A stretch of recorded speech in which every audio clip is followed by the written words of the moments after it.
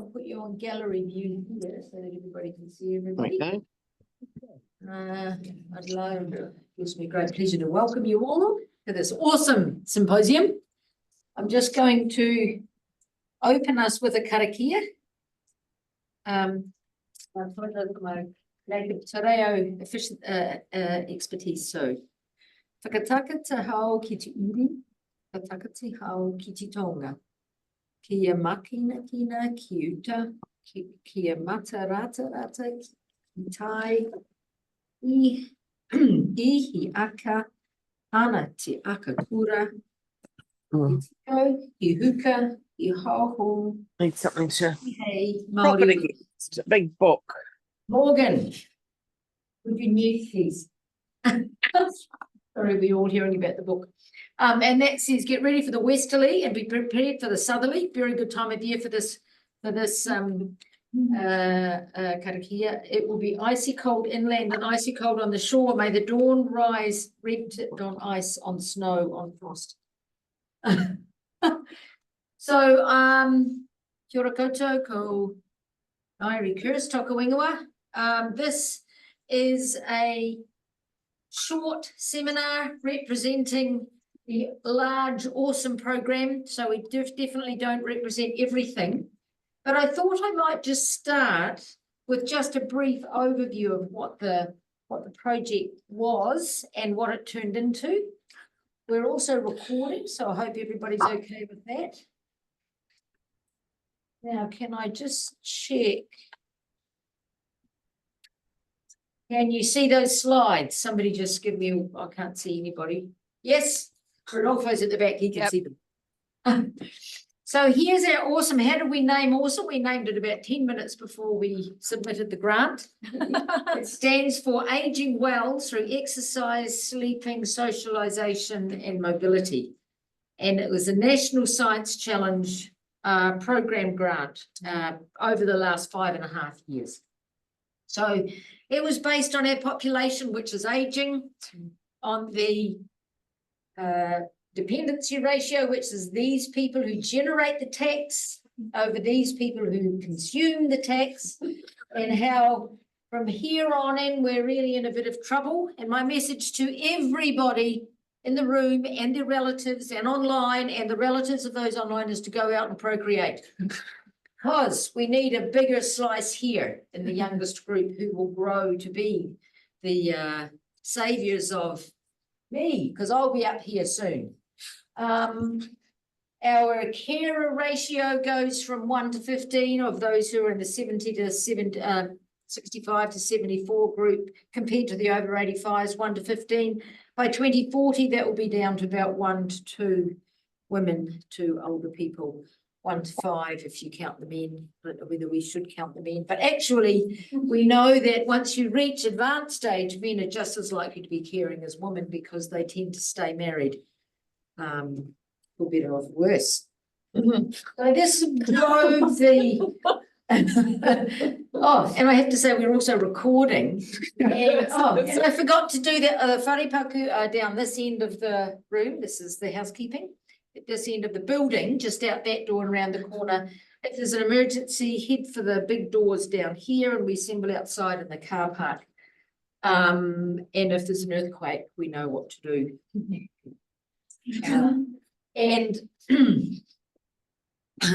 Okay, let's get on with this. Okay, so well-being, functioning are the outcomes for this whole program. And we were particularly interested in sleep health, in oral health, in physical activity and exercise, in social activities, connections and support, and in multimorbidity. So we have projects which I'll show you a map of in a moment, which map, but those are the kind of underlying themes that run throughout the 5-year program. This will be taped and this is being recorded, and the recording will be available on the NZAG, New Zealand Association of Gerontology website. If you could spread the word, you can find it there anytime from later this week onwards. We originally wanted to test an app. This was a telephone app where you would ask these questions in order.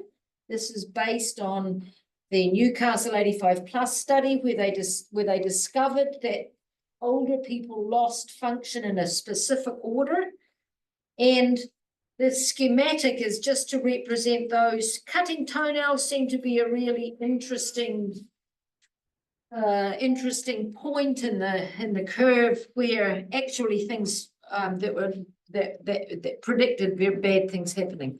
And if you think about cutting your toenails, you need upper limb dexterity, you need flexibility, and you need lower limb dexterity as well. You need enough strength to be able to cut the toenails. Shopping using steps, walking 400 yards was even, it was less difficult. We're next in line after the cutting the toenails.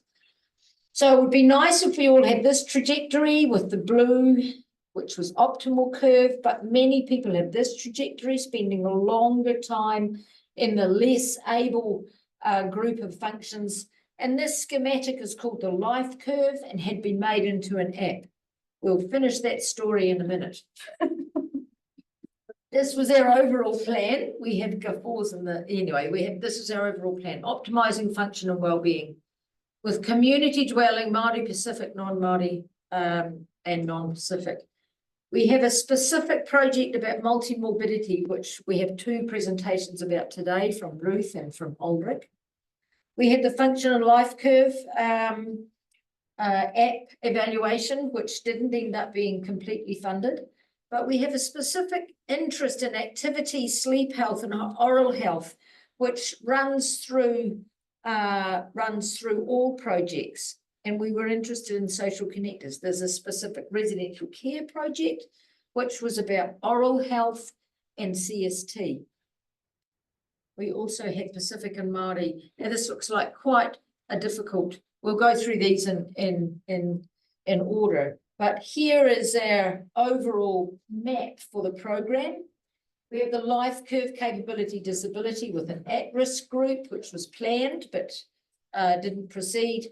We have a Pacific Island family study where the AUT group, led by Dan Tautolo, who had already engaged with the grandparents of the Pacific Island family study. And so we re-engaged with more of those older Pacific people to understand their health and health trajectories. We have a wonderful Indigenous and Māori network study called Ngā Pauorongo, which was led by Anna Rolleston in Tauranga. And that was trying out a mana enhancing and whānau wellbeing project involving lifestyle changes. We have the home care project focusing on oral health, sleep health, and cognition in 2 care homes in Wellington. We will hear about that from Moira Smith today. We have the multi-morbidity, which was both focusing on users of Interi and 1 large PHO, Compass Health. This one was led by Lynn McBain and Ruth Tay, and this one by Hamish Jameson, Ulrich Bergler, and Ruth Tay. This one was the core one that we were doing at the university. We also have age concern involved with social connectors and a theme of sleep health and oral health running throughout the projects. So in a little more detail with some pictures. This was the Life Curve app study. And this is what happened. COVID really impaired our ability to recruit enough people to make this project worthwhile. And so it, after a couple of years of struggling through COVID, was not continued to be funded. Here we have Sarah Mitchell, fantastic physio in the Bay of Plenty region. That's me, of course, the project manager. And this was the then CEO of the board, who's not the CEO of the board anymore, because of course everything has changed in our health system. Rosie Gibson was interested in sleep in this group as well. And Moira, who's not pictured here, was interested in social networks in oral health. We had very strong interest from Age Concern, who employed social connectors for community integration and to fight loneliness. Those social connectors were employed and worked through COVID and did great work. And luckily, there was enough flexibility in the funding of Age Concern Auckland that they were able to continue. The Indigenous and Māori networks, this is Anna Rolleston. This is a program testing an already successful project of exercise, nutrition, whānau wellness, prioritising activities to work with the whole whānau. It had been proven to drastically reduce cardiovascular risk in younger people with high cardiovascular risk.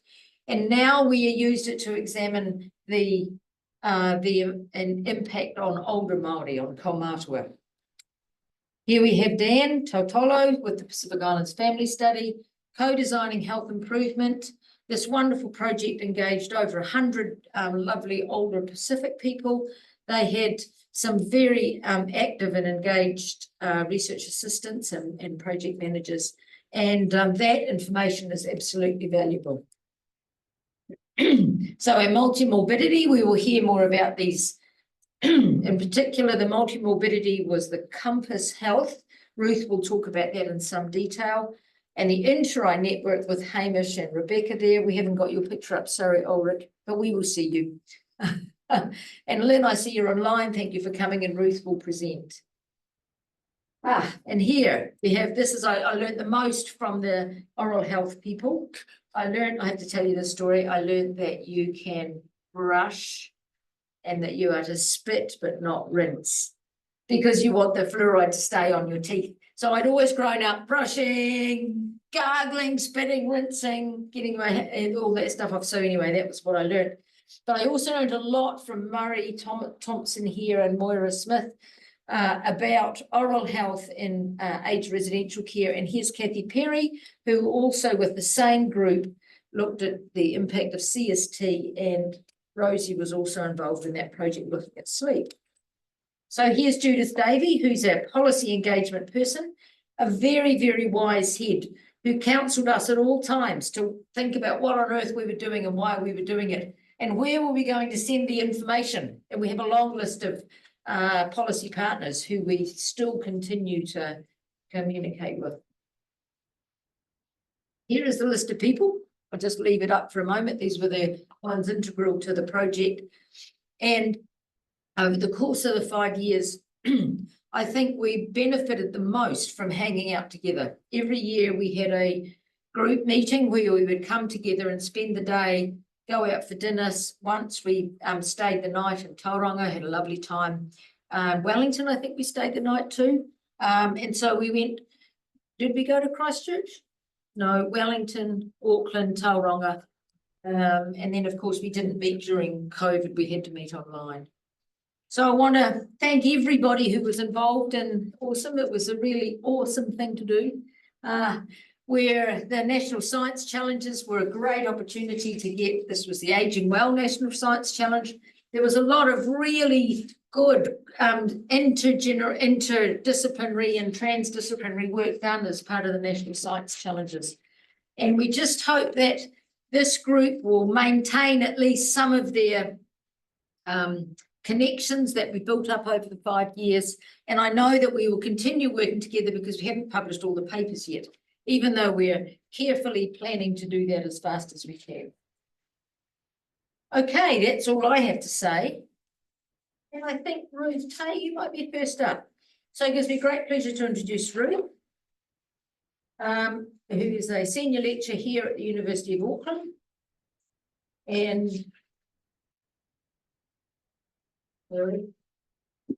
yeah. No. I'll just share and then I'll turn you over to Ruth. Thank you, Ruth. Great. Kia ora koutou. Thank you for coming, everyone. Oh, sorry.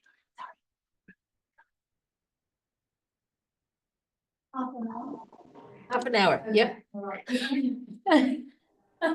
If I speak shorter than that, Maura can take up the time. So today I'll be talking about multi-morbidity patterns and the long-term outcomes of these patterns.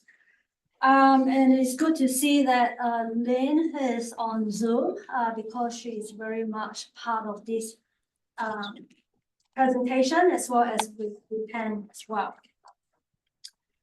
So we are looking into the background, the aging demographic in the next 20, 30, 40 years. So in the next decade, we have about 1 in 5 of the population is projected to be 65 plus. And then that increased to 1 in 4 by 2058. And for older Maori and Pacifica people, those 65 plus, they're the fastest growing in the general population. And if you look at the graph here, what we are seeing in starting from 2028, we are heading for quite a good steep gradient up the hill, up to 2048, where the 85 plus will contribute to about 20% of those 65 above. So we are in for a ride for a lot of research with older people. Can we just move the people? Oh, yeah. Yeah.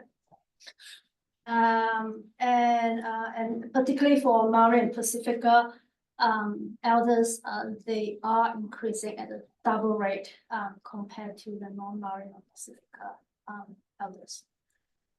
10 years ago, you would have heard about the tsunami of aging. It is no longer a tsunami of aging. We are in the wave now, whether we realize it or not. We are riding on the wave. So what is multi-morbidity? It is a coexistence of 2 or more chronic conditions. And it is prevalent in older people. Up to 82% of individuals aged 85 plus, they have 2 or more health conditions. And we know that multi-morbidity is related to rapid functional decline, have increased risks of memory problem and lower quality of life. It is also related, well, it's actually a stronger predictor of healthcare utilization than chronological age or sex alone. Now, when we talk about multi-morbidity, broadly speaking, this is just very general. If there's any statistician in the room or online, just indulge me a little bit about this very basic explanation about multi-morbidity. So basically, we have 2 ways of looking into multi-morbidity. The first one is quantifying the condition. So if a person has 3 conditions in parallel, so they are considered 3 chronic conditions. The other approach in looking into multi-morbidity is looking into the patterns. And what I mean by patterns is either we can look in by grouping of conditions. This is also called concordant patterns. That is where the condition come from the same organ system, or they have a more or less similar treatment to this condition. The other approach is looking into grouping by individuals. That is called discordant because some of these conditions, they do not originate from the same organ system, or they have a different treatment for each of those conditions. So this is a basic, very, very general description about ways of looking into multi-morbidities. So the aim of this project is to identify the multi-morbidity patterns and its impact 5 years outcome on admission to each residential care. So we use a sample. We managed to utilize a sample from Tuora Campus Health on the first, starting from the 1st January 2016, and we recruited everyone aged 65 plus, non-Maori, non-Pacifica, and for Maori and Pacifica, 55 plus. We look at 12 chronic conditions. Those are hypertension, COPD, ischemic heart disease, diabetes, osteoporosis, hypothyroid, stroke, congestive heart failure, depression, dementia, neurological, and cancer.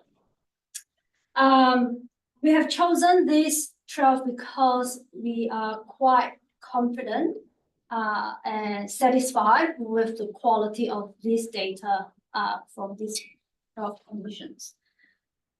We apply a latent class analysis to identify the multi-morbidity patterns, and we use a cost regression model to examine the long-term outcomes.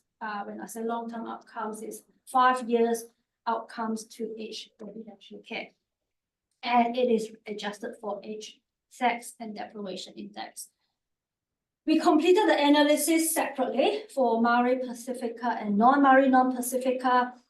And that there are several reasons. One of it is because we did realize that Maori and Pacifica people, they have a different health profile compared to non-Maori non-Pacifica.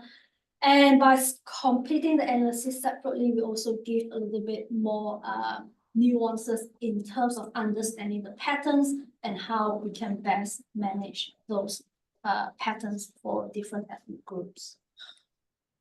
So here are the results. We have 45,000 in the sample, slightly more female than male. The average age for the full sample is about 74 years old. For non-Maori non-Pacifica, 88%, we contribute 88% of the sample. They are about 75 years old. And for Maori and Pacifica people, there's 8% in Maori, 8% in the sample are identified as Maori, and 4% for Pacifica. Now you will notice that the age is 10 years younger than the non-Maori non-Pacifica. That is to do with the study design, because we did recruit them in the younger age. Here is a flow diagram depicting the movement of the cohort from 1st January 2016 all the way down to 31st of December 2020. So throughout the 5 years, we can see 11% of the sample were admitted to age residential care, 11% died, and 4% we lost to follow-up. And of those who admitted to age residential care, about 85%, 82% of them died, and 18% still alive at the end of the 5 years follow-up. So by 31st December 2020, 75% remain in the sample. That is about 33,800 people. So this is a distribution of the number of conditions from no condition at all up to all the way 10 conditions, which recorded in one participant. The average number of conditions is about 1.6. In the pie chart, you can see about half of the sample has comorbidities. Point prevalence, this shows by the prevalence of conditions, the 12 conditions by ethnic group, non-Maori, non-Pacifica, Maori and Pacifica group. And then we run it separately by male and female. So as you can see, hypertension is very common in all groups, about 40% up to 50% in non-Maori and non-Pacifica. And the second most prevalent condition is differ by gender and ethnic group. The next thing you will notice quite quickly is that COPD is quite high. It's the second most prevalent condition for female Maori. So it's about 36%. And for male Pacifica men, 33% of them have diabetes. And female Pacifica elders, that is about 31%. Again, it's above 30% having diabetes, but COPD remain strong prevalence for both Maori and Pacifica female. So if we look into the other unusual bar that's sticking up here, we can see the depression in female other is also quite high, quite similar proportion compared to Maori female. About 15% of the group has depression. The next one you will notice here is hypothyroid, I believe, for female, non-Maori, non-Pacifica, And osteoporosis is also the non-married woman has the highest prevalence of osteoporosis. That's close to about 18 or 19%. Yeah, so if you look into this prevalence for each of the group, they do vary differently. So now here is the plot for the latent class analysis for Maori. So we have a 3,600 in the sample. We have 3 clusters in the Maori sample. Cluster 1, we tend to call it the healthy cluster. So when you run the analysis, it does not actually give you a name. We can sit and decide to name each of these clusters, which we have not get to that exactly naming of the cluster yet. So we just give a generic name. Okay, so cluster 1 is the healthy cluster, and cluster 3, it has multiple conditions. Okay, so we probably call it a complex cluster. So 71% or 72% of the Maori sample were in the healthy cluster. And what it shows that they have low probability of having this condition, the 12 condition that we identified. And in cluster 2, we can see there's a high probability of having diabetes, followed by cancer. And in cluster 3, we can see there's high probability for a lot of conditions. So we call it the complex cluster.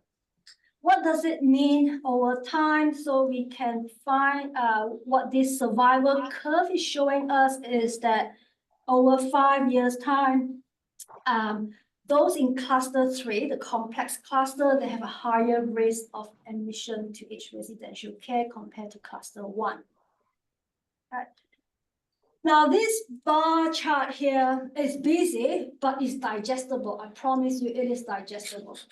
So cluster 1, we consider as reference group, cluster 2, and cluster 3, that is on your far right corner, column. And in each of those columns, we have groups of people. So we have a group of people who are still living in the community, so they are not admitted to each residential care at all, and they're still alive at the end of 5 years follow-up. The second column is that they died during the 5 years period, but they remain in the community, so they died while in the community. Column 3 is that they admitted to each residential care and still alive at 5 years follow-up, and the last column is they admitted to each residential care and they died when they were in the each residential care. Okay, so the green bar is time in the community, right? The orange bar is time in long-term care facilities, which is each residential care. So what you are seeing there is that in cluster 2 and cluster 3, there are higher proportion of time spent in each residential care. So this gives us an idea or gives us approximate about the functional decline with each of those clusters. Cluster 3 obviously is the worst because they spend most of the time in each residential care compared to the other 2 clusters. Okay, so remember this chart, we'll see this chart in the next 4 or 5 slides. So this is the same pattern for Pacifica people. Again, we have 3 clusters. Cluster 1, we have about 59% of those in cluster 1, 40% in cluster 2, and 10% or 11% in cluster 3. What you are seeing here is very similar condition profile compared to Maori. Cluster 2 also have a very high probability of having diabetes, and cluster 3 it is very complex conditions over there. Now, what we are seeing on the survival curve, there seems to be a trend that they have a higher risk in cluster 3, but we did not find a statistical association, possibly because we have a small sample size. It's just 1,700 in this cluster. Now, this is a graph again that I mentioned to you earlier. What you are seeing here is quite different from the Maori sample. Actually, in those who are healthy, we found that a lot of Pacifica elders, they actually spend more time in each residential care in cluster 1, in the healthy cluster, compared to the worst cluster. There are probably several reasons for that. Perhaps when the Pacifica elders, when they're admitted to the each residential care, they're really quite functionally had a low functional status. Probably that's why they are admitted to each residential care. Right. This is the plot for non-Maori, non-Pacifica less than 80 years old. 29,000 in this group. So the healthy cluster here is that second one, cluster 1, about 40% of them in cluster 1, cluster 2, 38%, cluster 3, 17%, and cluster 4, the complex cluster is 6%. Now, this is interesting itself because the most complex cluster, they have about the similar risk to cluster 3. If you look at the survival curve, actually cluster 3, they have a higher risk compared to cluster 4. Okay. And in terms of the time spent in long-term care facilities, again, you can see cluster 3, again, have more time in long-term care facilities than cluster 4. Now, you might ask me why. So if you look at the conditions for cluster 3, you can see probably there is a higher probability of having osteoporosis in cluster 3 compared to cluster 4. And in cluster 2 and in cluster 3 as well, there is also quite a high proportion of dementia and diabetes compared to cluster 4. I mean dementia, sorry. Yeah, so perhaps, when we look into these conditions, give us a little bit idea. It's actually a way of demonstrating that this cluster have good predictive validity in terms of the long-term outcomes. And this is the graphs for those 80 years old and above. Again, cluster 1, 52%, and cluster 4, the most complex cluster, 13%. And this is quite obvious when you see a survival curve looking like that. Cluster 4 has 4 times higher risk of admission to each residential care. And this is a very similar patterns compared to the previous group. Although it's slightly different, cluster 4 definitely have a highest time spent in long-term care facilities. Now you might ask, why is that so? If you look here, rather than osteoporosis, probably it's dementia that is related to more time spent in each residential care. All right, so the key findings is that the prevalence of chronic condition differ between ethnic group and sex. The condition cluster also differently for different ethnic groups. And for Maori participant, complex cluster has a 3 times higher risk of each residential care admission. And there's another part of the analysis which I did not show you today. We also want to compare to see which one is more useful, the counting of the conditions or the patterns of conditions. So what we see in this analysis is that the patterns of conditions are actually more predictive of each residential care admission than counting the number of conditions. For non-Maori, non-Pacifica, those 80 plus, cluster 3 have the highest risk. I think we pointed out that because probably to do with osteoporosis, and for those 80 years and above, cluster 4 have the highest risk, and probably that's to do with higher probability or higher prevalence of stroke and dementia in cluster 4. And again, if you look into patterns of condition versus number of conditions, patterns seems to be more predictive of long-term care facilities than the number of conditions. So the key strength is that we use a routinely collected primary care data set, give us a breadth of data points. A key limitation, of course, we are limited only to 12 conditions. Okay, with good data quality, obviously, there are other conditions we are not able to include in this analysis. And we also do not have a more definitive way of ascertaining functional status. So we just use the long-term care facilities as a proxy to functional status. Just have to acknowledge that. So in conclusion, complex morbidity are associated with increased risk of 5 years risk to each residential care admission. And the cluster rate is probably will offer us a little bit more nuances in terms of how we can approach and manage multi-morbidity better in primary care settings. And how does this add to the existing knowledge?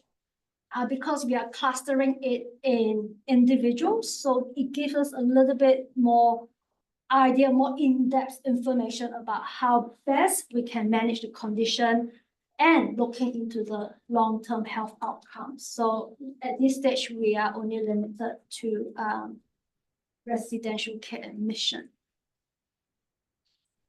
All right, that's me. Thank you. Would you like to see if there are any questions? Any questions in the room? Catherine and then Ulrich. Hi, Ruth. Thank you. It was a wonderful presentation. I might have seen the slide wrongly because there were quite a lot of bars and everything, but did I see correctly that non-Māori Pacific men had a higher proportion of cancer than other groups? And I suppose my questions, if that's true, is what type of cancer was it? And is that a health issue, or is that perhaps an equity service issue, and that perhaps cancer isn't being investigated in the same degree for other groups? All the above. Oh. Thanks. I think those are all the above. Well, we don't, at this stage, we have just grouped all cancers together, not specifically by subtype of cancer. So can I ask about the skin cancer question? Mhm. Did we take out the skin cancers? Yeah. Non-melanotic, yeah. I've noticed the clusters, you have very dissimilar sex mix. How do you interpret that? Like if you go to the Pacific or the non-Maori, This one? it's not as Maori one, you've got per cluster 53 to 47, C3 65 to 35. But if you go to the non-Maori, non-Pacific, well, you've got 75 to 25 in the cluster. How do you interpret that? What's your... So how I interpret that is in cluster 3, that one here, this is for non-Maori, non-Pacifica. 75% of the sample are in those clusters are female. Does this mean the conditions are more female? Like, do you have more dementia in females? Do you have, I mean, osteoporosis, I would guess, is far more female than male, even if there are some males in the bulk side. Men already died, maybe. But it's so... Women definitely live longer. So if you look into the prevalence, point prevalence of the condition, you will notice that female actually have the highest osteoporosis. It gets just cumulatively aggregated in there. Yeah, and it's the way it's clustered. It's just that They're just being grouped together into cluster 3. There was, I think, one had even more skewed, 38 something. Say that again? In one of the clusters, may have been the Pacific one, it was even more Yeah. dominant. Yeah. Okay. We have a couple of questions in the chat here. Comments. It's an older group by and large, so considerably more females. Yes. The data was from the cancer registry and excluded skin cancer. It did not differentiate by stage of cancer in the data, so the potential inequity in diagnostic time is probably not there. Thank you, Lynn. Yeah. Any comments or questions online? Right, I think keep thinking about multimorbidity because we're going to segue into, thank you very much, Ruth. Next we have Ulrich Bergler, who's from the Hamish Jameson's group. This one. That one, yeah. Yes, okay. And he's going to talk about the other big data project, which was in a different population. Thank you very much. Can I make the people small? Do you mind? Sorry, people. So tēnā koutou katoa, e te amana te whakaparanga mai, ko München te whenua tupu, e noho ana au I o tātai, ko Ulrich au. So I'm originally from Germany, born in Munich, and live in Christchurch these days. And my background is non-medical. I'm actually managing the data side and more the project affairs in our research team in Christchurch. So don't ask me about medical conditions, I can tell you about data. So you will understand in a moment why I picked that slide. I had, when I put this together on Saturday, I just seen numbers over numbers. So, and thank you, Ruth, for setting the context, because you added a lot of the things that I missed out in preparing my the backdrop of multimorbidity and population aging and so forth. So what we've done is we've done a cluster analysis of inter-eye home care data.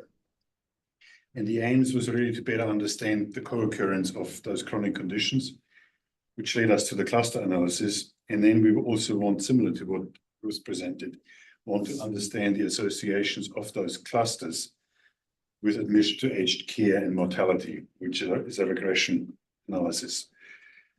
I want, before I go there, I want to start actually with some of the limitations that are quite obvious now at the end of the study. Inter-eye has, first of all, different chronic conditions marked than you have in the compass data. There's some overlaps, but they're different. The way they are marked is binary, so it's either there or it's not there. It doesn't tell you which cancer, how, what stage, or anything like that. And on the other side, inter-eye gives you a lot of other information like functional status, IDLs, ADLs, mood, behaviors, living conditions. So there's a lot more we could look into. But what we did was we took all the inter-eye home care assessments in the year 2017. We removed all the ones that were the second assessments in that year. Then we took out all the ones where we had a data problem, like we had an assessment after the person has died, where we really have data accuracy issues with the data that's being delivered to us. I've also taken out all the individuals where home care assessment and admission to aged residential care was within 7 days of each other. And I've simply done that because when looking at the data, it looks like there is really an administrative lag between assessments being recorded, aged care being booked. So at some point I had to make this decision. They're actually already in care. but the administration is just hasn't caught up. So I took those ones out. And on the other side, we used follow-up data from billing records for aged residential care and for mortality out till end of December 2020. We then used a different clustering method. It's called hierarchical clustering using Ward's method. Works with binary inputs and does something called squared distance, which is used to show the dissimilarity or similarity of individual cases. What we then done, we found quite a number of people who have no condition at all flagged in the interi. So we took them out and say they form the reference cluster of all the people who are healthy. And then used the remaining cases that we had and did a number of analyses. But at the end, it's looked most meaningful to cluster into 8 clusters. I'll show them in a second. 8 clusters based on the predominant health condition. And you could argue that, you can debate it. What's still to be done, and we've done that part, what's still to be done, we need to redo the regressions because we had in an early analysis, we discovered a data issue quite late, so we were rerunning it. So the health conditions that were in the interi data set, COPD, depression, stroke, cancer, diabetes, cognitive impairment, measured as a composite out of a cognitive performance scale, less than 2, which is our interi measure, or having Alzheimer's or dementia as a diagnosis, then coronary heart disease and congestive heart failure. So drum roll. That's what came out of the cluster analysis. It looks very different to what Ruth had. And to give you a bit of a, can you actually see the mouse pointer? Yeah. So this black bar on the left is actually 72,000 or 29,000 cases individually shown, which then in the first agglomeration step get grouped into smaller individual clusters. So the algorithm goes on and combines based on aggregated similarity until it ends up at the end on the right-hand side in that combined one cluster. Clusters that are close to each other, like those two in the top, they're very similar. That cluster to that cluster is very dissimilar. So, and what we see here is that we have a cluster that clearly groups around COPD. It is very dissimilar and dissimilarly for a long aggregation period to depression. Another one for stroke, another one for cancer. But on the other side down here, cluster 5 and 8, coronary heart failure and congestive, otherwise coronary heart disease and congestive heart failure are quite similar to each other. And after a few aggregation steps can actually be seen as one. I still kept them separate because it just made more sense interpreting it at this point. So this is the visual, and this is how they look in numbers. So it's a busy slide, and I tend to focus on the percentages.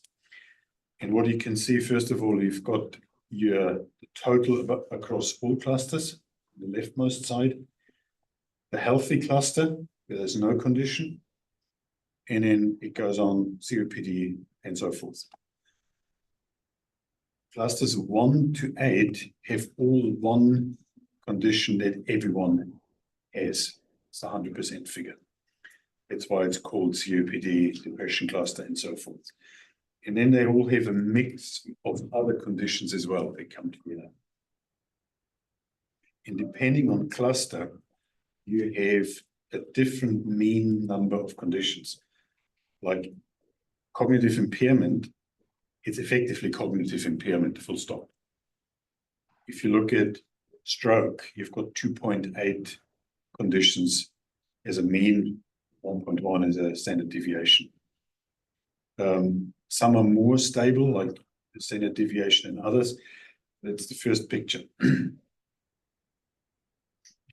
when we look at the participants, just before I go into detail, heading stays the same. First we have age, female percentage, breakdown by ethnicity, and then we took in one self-reported item out of the inter-eye, which is how people self-rate their health. Excellent, good, fair, poor, or they wouldn't respond. So this may take a bit. So what's interesting, and I start left top, the non-conditions cluster. No, I start even one more to the left. Across all clusters, we've got 60.3% females at an age of 82.1. So meaning if there is a number above that 60%, you've got female dominant. If it's below that, you're actually male dominant. Because you need to compensate for the total number of people in the cohort. So that is a very female dominant, it's the healthy cluster. And it's also very other, meaning European and other from an ethnicity perspective. And not unsurprisingly, highest rating in terms of their excellent or good health. They actually feel quite well, this group of people. COPD on the other side, you've got slightly more men, because 60 would be the midpoint, but slightly more men. It's heavily present in Maori, which links up to other literature, which links it to housing conditions and so forth. And it's actually, besides depression, the cluster with the poorest self-rating of health.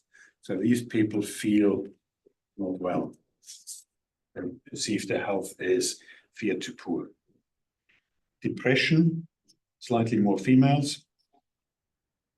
A lot of the highest, not quite the highest, but very close to the highest number of people who wouldn't even respond to the question. Stroke, percentage-wise, higher than on average in Pacific and in Asians. Cancer, that's the one that surprised me. It's actually male-dominated. We've got quite a more than 50-odd% males in that specific group. And also very poor self-rating. Diabetes, Maori Pacifica, it's known, it's highly impacted, also surprisingly with Asians. And I'm not sure how solid it is, but I heard it's in part a problem because of the transition from an Asian diet to a Western diet for some of them.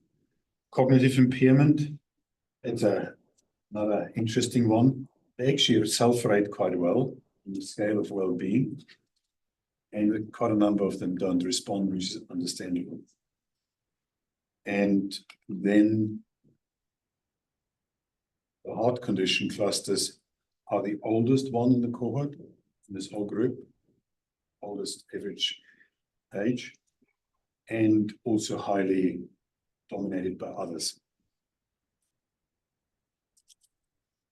Okay. So if I looked at just split of numbers, who went where, how many entered residential condition, how many died, how many were still at home at the end of the observation period, which may be their death, maybe their entry in aged care, maybe the end of the study period, which is end of December. So Depression, highest percentage of people going, second highest going into ARC, highest is cognitive impairment. Cancer cluster, highest mortality. No condition, highest rate of still being at home.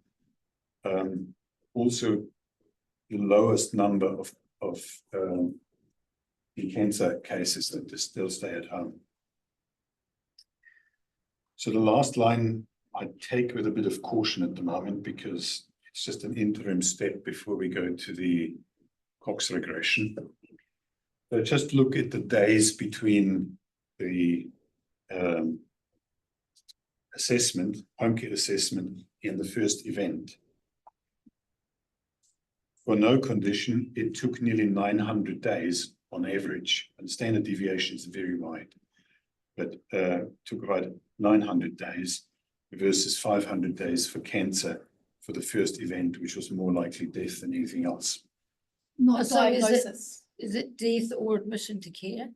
What is it? What is the outcome? That I don't know out of this analysis, and I Ah. also don't know yet how much of that is influenced by the distance between event and especially whether the home care assessment was done at the end of 2017 or at the beginning. So I'm saying this is an interim step. Days to event though. Like Yeah. if someone, Died, it's an event. yeah, but if I have a death is an event, admission to care is an event, Yeah. or survival when you're at the end of the study period and you're neither dead nor in a home. All right. It's a survival state, which means they're still at home. But what I don't know is how the differences in relative time between where the assessment is placed in the year and especially the end of study period, how that plays into the game. Because you have people with 3 years and some with 2 years in the cohort. And I don't know yet. So going back to that first slide, now a bit of my non-medical background. I did a lot of work in industrial production, where you have factories and you do factory lots. And so I often see a health system like a factory where you have highly customized units going through a process in very dissimilar ways. So when I took on that lens and said, as a healthcare professional, what would help you the most in that analysis or in a potential refinement of the analysis? Identifying the COPD cluster is probably reasonably easy if you have a patient and say, actually, you've got COPD, and therefore we follow that health pathway. But if you go on the other end, where diabetes, cognitive impairment, and the heart conditions come together, what information would you want in order to say that's the right health pathway? Question may resonate with you or may not. You may say, okay, you have heart condition and diabetes, and your memory isn't the best anymore. But what's the treatment path I will direct you to? Are you taking questions Yeah. in the middle? Perfect. One thing that's puzzling me is the distance of stroke from the cardiovascular, cluster, because I mean, stroke is usually a cardiovascular condition. Any explanation? I think there's a limitation in the clustering simply because we only have binary information. And I don't know the exact limits of that statistically, but if we would have a scale and more variety expressed in the numbers, it could. I wouldn't think it's a problem for stroke, because you either have a stroke or you don't, but it could be for cardiovascular disease, because the risk factors are obviously really important. Sort of silent until something. Yeah. So I don't know why mathematically they come out that way. So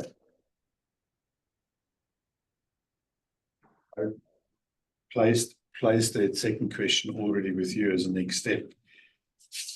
What should we do? Should we add some characteristics like ADLs, IADLs, pain, mood, loneliness, social relationships? There's a whole repertoire and collection of inter-eye data we could also add to the profile. What would be helpful, especially in a clinical context? And it's probably a question Mari and Ruth will discuss going forward from here, what to do, but there's potential. So, knowledge to team, Rebecca, she started it. Unfortunately, she left us our team. Funded by Better Aging National Science Challenge. And want to thank Jason and Bridget from Ministry of Health for helping us with the data. So, any questions? Back to that one. There's plenty of time.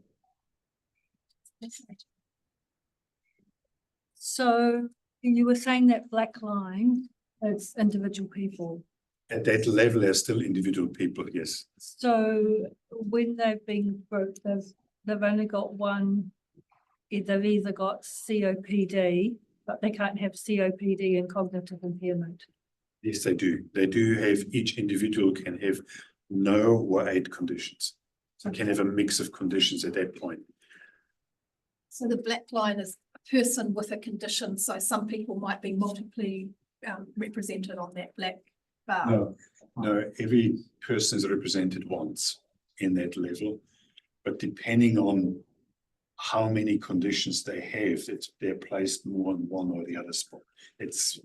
And how they separate from each other. So lots of people might have had depression, but the depression cluster tends to be people that only had depression because otherwise they probably had other things, for example. Yeah, or the question you asked before, like you may have quite a number of people sitting in that block who have depression and COPD. And depending on whether they've got, let's say, on top of that, another condition, they may come into that group or into that group. It's like, how do they put all these marbles in which box do you place them? And similarly, there are people in each of those with cognitive impairment. It's just in the cognitive cluster street is people who only have cognitive impairment. Yeah, because it doesn't mean that you have, like if you go back to cognitive impairment, it's not that only cluster 6 has cognitive impairment. It's in the diabetes cluster, Everywhere. it's in the Sure. cancer cluster, it's everywhere. But they didn't have anything else to sort of put them into another group naturally. So they Yes. sort of end up in a cognitive impairment Yes. group, so not much else to Yeah, differentiate them into a there cluster. are these 3,730 people who have just that.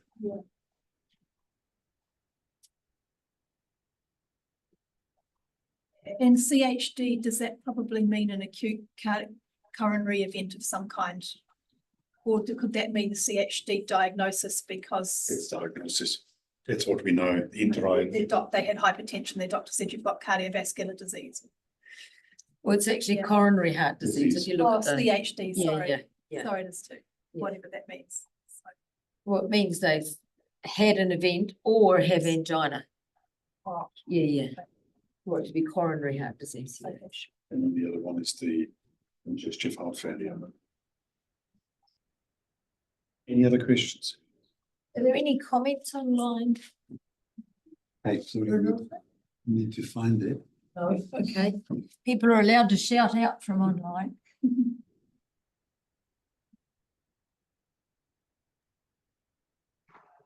Questions? I'll shout out if you can hear me. Yes. Yep. Well, that's so interesting looking at that same multimorbidity data in a different way. It's really interesting.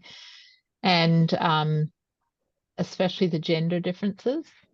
That I find that really fascinating. So I think it'll be, I think we probably have a lot of work ahead of us trying to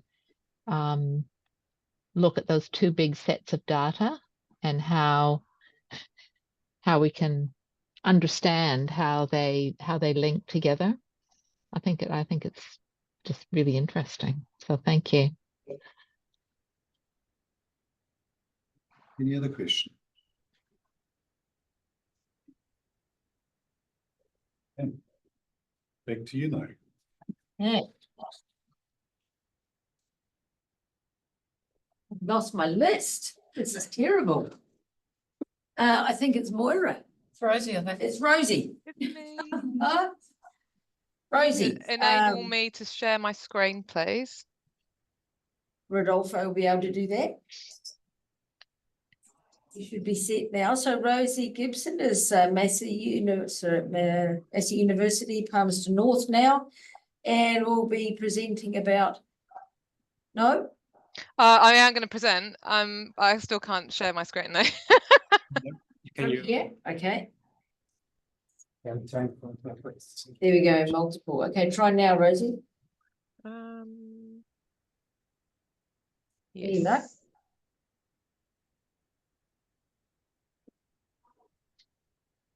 Oh, you can see all sorts Yes, of. we can see. Can you see A my cup of tea. PowerPoint? Cup of tea. Yes, Awesome. yes. That's me.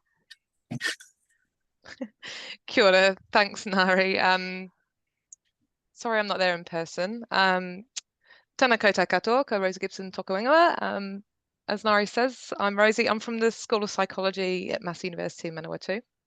I'm originally here, so here's my River Waveney in Bury St Edmunds in East Anglia. I've been in New Zealand and based at Massey University since 2007, and now call Kapiti Coast my home. And so, yes, I was based at the Sleep Wake Research Centre, where I still have an affiliation, but I'm now in the Health and Ageing Research team in the Manawatu campus, and I'm also involved with the Gerontology Association with Nari and co. And sleep's really important. I think that's why I'm on the project. As Nari introduced, we're representing sleep alongside other pillars of health throughout this Ageing Well Science Challenge. And so we know increasingly from previous research that sleep has important functions for all of these aspects, you know, our brain health, our hormonal health, metabolic regulation, immune regulation, cardiovascular health, and so on. So when sleep goes wrong, we start to see an impact on anything of these waking life indicators. What we know, again, from previous research using physiological measures, is that sleep unfortunately starts to decline. Can you see your faces on top of my screen? Shall I move it over there? I don't know what you can see. Yeah, we can see the faces. We can also can see see- the screen though. Okay, good. Okay. Yeah. You can see my little diagram. What tends to happen physiologically as we get older is the circadian system starts to degenerate. So this represents what's called the SCN, or suprachiasmatic nucleus. It's basically our internal body clock, and that physically and neurologically degenerates, unfortunately, with aging, as do the networks responsible for activating sleep and controlling sort of flopping between sleep and wake, but also the sleep-wake stages, so the different depths of sleep we go through. And we would have heard a bit around melatonin. So there's unfortunately decreased synthesis within the pineal gland. So that the hormone melatonin helps us to fall asleep, as you see secreted when it gets dark. And so talking about darkness, sleep is also regulated a lot by external cues like bright light and physical activity. And there's a pathway directly from the eye that goes to this area of the brain that helps to stimulate us to be asleep and awake at the right times of day, because unfortunately that clock doesn't tick naturally at 24 hours a day. So it's regulated by things like bright light.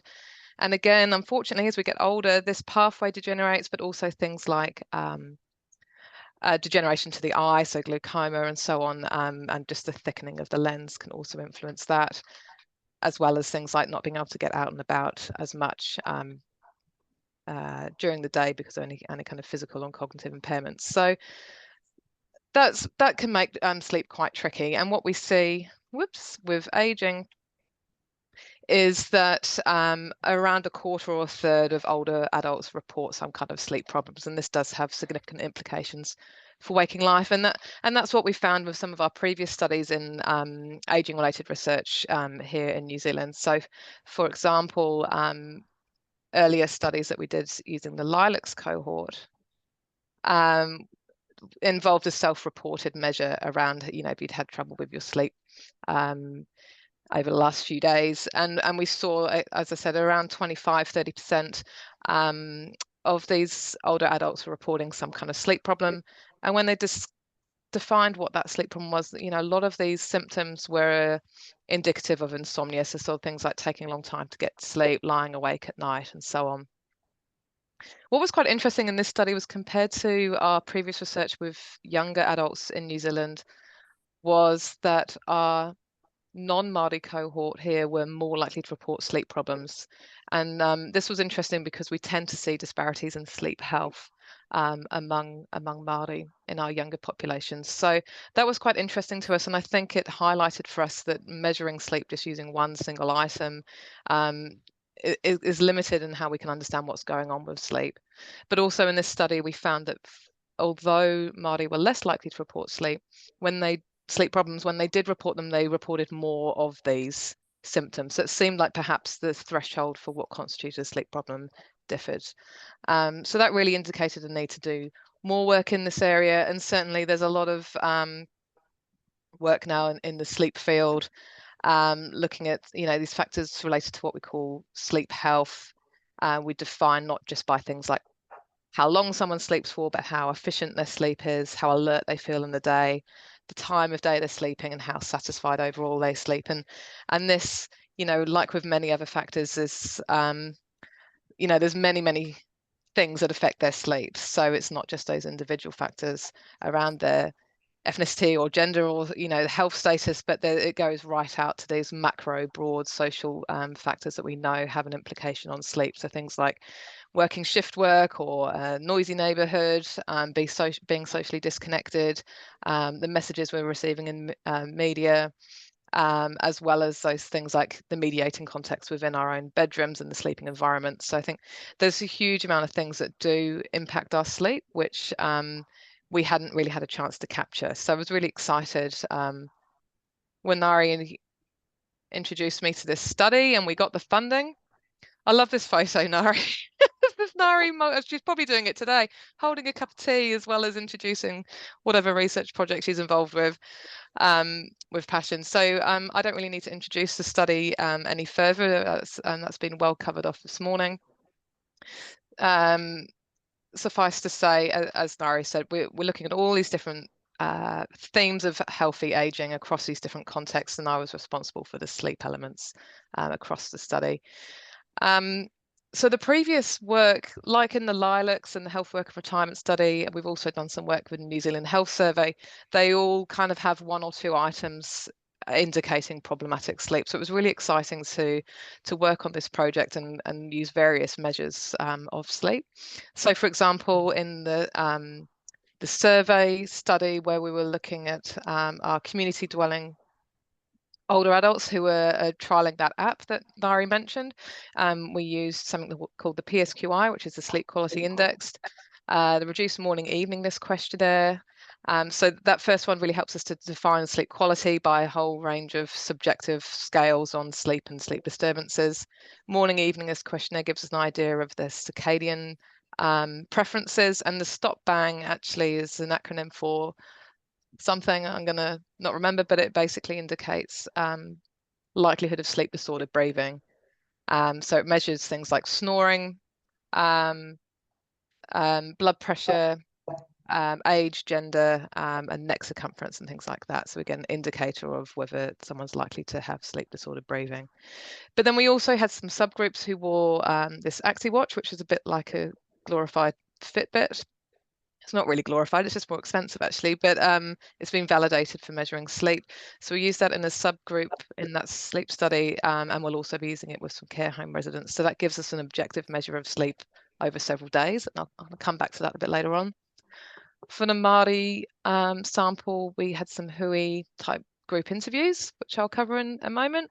Some interviews also with care home staff around sleep of residents, and the Pacific elders. They also include survey items there, and we had a look at how sleep was represented and changed across home care and long-term care facilities using some of that big data as well.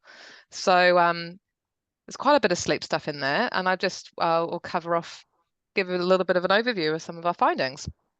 So first of all, looking at the survey, this is a picture. This is Jamie Henry, who was a master's student who finished last year. And what Jamie and I wanted to do was look at what factors were related to having not so awesome sleep, basically. So looking at that measure of sleep quality and sleep disorder breathing in particular in that data set of just under 90 participants.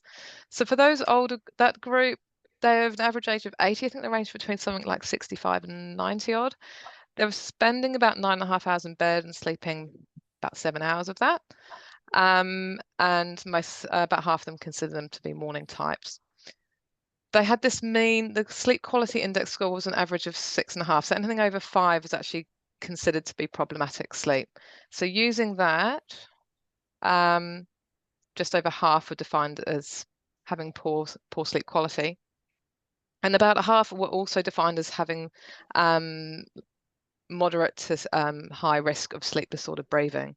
And what was quite interesting is those two scales weren't actually correlated with each other. So they're measuring quite different things. So when we wanted to look at the factors related to poor sleep quality, obviously those within that scale, they were having reduced sleep time as well as poorer sleep efficiency. That's not too surprising because those are kind of within that scale. But they were more likely to be female, and they also had a lower RUDAS score. So that's indicative of poorer cognitive functioning. And that's one we've controlled for all these other elements in a logistic regression model. And so that was quite interesting because of the COVID situation, this sample were, I mean, it was good. They were quite well compared to, originally we were thinking we'd get some people who were sort of at risk of frailty or, greater decline, but they're actually pretty well functioning on the cognitive scale, but still poorer sleep quality was indicative of reduced functioning on that scale. When we looked at those in these kind of black bars here, the medium to high risk of sleep disordered breathing, the factors were slightly different. So they're more likely to be the men, and they're more likely to be on the younger side of that older age group. And they were more likely to have comorbid health conditions. And that was what I was comparing for these other bits and pieces.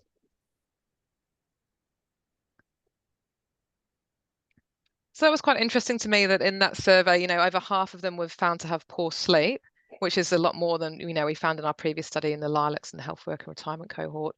And the factors associated with sleep differed by the kind of sleep problem type.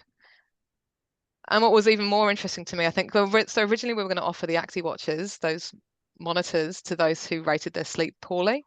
But within the scale, over 85% would define their sleep quality as fairly good to very good, despite us when we were using the full scales actually using those to define them as more than half as poor sleepers. So I think that really indicates to me an importance of using multiple measures, but also thinking about maybe the way that we think about our sleep or define our sleep as problematic changes across contexts and with age, and perhaps, like I said before, the threshold for what constitutes a sleep problem maybe differs, or there's those expectations. Unfortunately, we found in previous research that sleep will get poorer as we get older. So yeah, maybe people think that's quite good. So like I said, the next phase is about half of the people in that survey wore one of these ActiWatchers, and this is kind of what the data looks like. And I've got an honours student who's scoring this now. So just to give you an idea, it's just quite fun, really. They wore it for about a week each, and this is sort of midday to midday, and so the blue patch in the middle is when they've been scored as asleep. This person isn't a very good example because they're supposed to press an event marker when they go to bed. This person didn't, but we can see, the black lines is activity, the yellow was light, so we can use the light as well to help define when they go in bed, and you can see a bit of tossing and turning, and so we get these indicators of sleep timing from this. So what Neil's doing is he's working with me and Karen O'Keefe at the Sleep Rate Research Centre, and we're comparing these variables here, so things like bedtime, rise time, time in bed, how much sleep they're getting, and the sleep efficiency as scored by the ActiWatch, and comparing that to the self-reported items that we collected in that that survey. So it'll be really interesting to see how they correlate, because they are quite different. And there certainly is limitations to the ActiWatch as well. Obviously, it's relying a lot on movement. So if people do have insomnia and they're staring at the walls and lying quite still, it does score them as sleep in error. So there's pros and cons to both methods, but it's going to be really exciting to score that and publish from that. Okay, next study. I'm not timing myself, Nara, so you'll have to tell me to shut up when you want me to. Plenty of time. Plenty of time. Okay. As I said, I also included sleep in the Naporongo project in collaboration with the Centre for Health. We trialed some ActiWatches and bits and pieces with this group, but it wasn't really conducive with the kaupapa of the centre. What we did here was we conducted 3 workshops in the kind of a style of a hui. So they were run by Hannah Lowe and myself in collaboration with Anna Rolliston and Arena. And we had some kind of sleep workshops, we shared some kai, we had these open-ended questions and discussion. And following the kaupapa of the centre, we didn't audio record these, we collated a lot of notes and we thematically analysed these. And the aim of this was to really get a better idea of the perspectives of sleep and how they change with aging. And I think that really helps us to unpick a little bit, like I said, about those perceptions of what a sleep problem is and what people are doing to support their own sleep. And that's just recently come out in Frontiers of Sleep in a special edition there.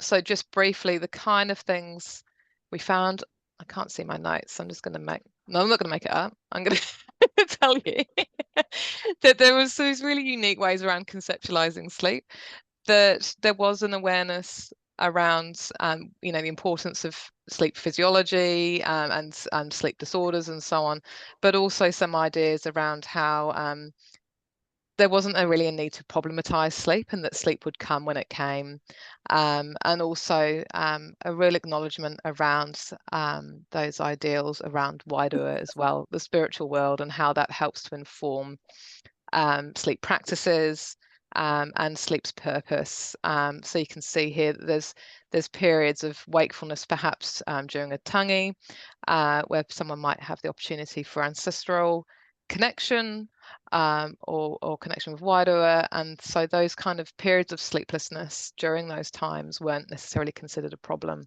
as well as there's pros and cons of those communal sleeping as well, in that state that you're being disturbed by other people, but then the sense of monarchy and whānau connection supersedes that sleep disturbance, and that sleep will come when it will come. And eventually, as this quote at the bottom says, the really big sleep's coming anyway in death. So there's that sense that you may as well stay awake. And we've seen that in previous interviews as well, as that kind of idea around having the time of my life, and not necessarily being aware of the importance of sleep, but also not losing any sleep over that situation, and acknowledging that it probably will come. There was also quite a lot of themes around this idea, and haven't stopped since I finished. So these are around the changing obligations of sleep and wake with retirement among the older Māori. So some talked around how previous work schedules had affected their sleep as they'd gotten older. So things like shift work can have a lasting impact, and caregiving and things like this. But more novel to these discussions were how busy people would become in retirement, especially if they'd taken on roles central to the marae and to their iwi and as kaumātua, and that the schedules became less predictable, and they felt that needing to be kind of available around the clock. And again, that was fine, and that was welcomed, and it was an honour to serve in that space. So and again, that sleep would come when it was needed to. There was a lot of comparing to previous generations and themselves as well, like the opportunity to nap was okay, but not perhaps to nap or sleep in as much as the younger generation, who are kind of sleeping the days away and things like that. So yeah, some really nice conversations there that we've captured in that paper. I think I've probably mentioned some of that around there.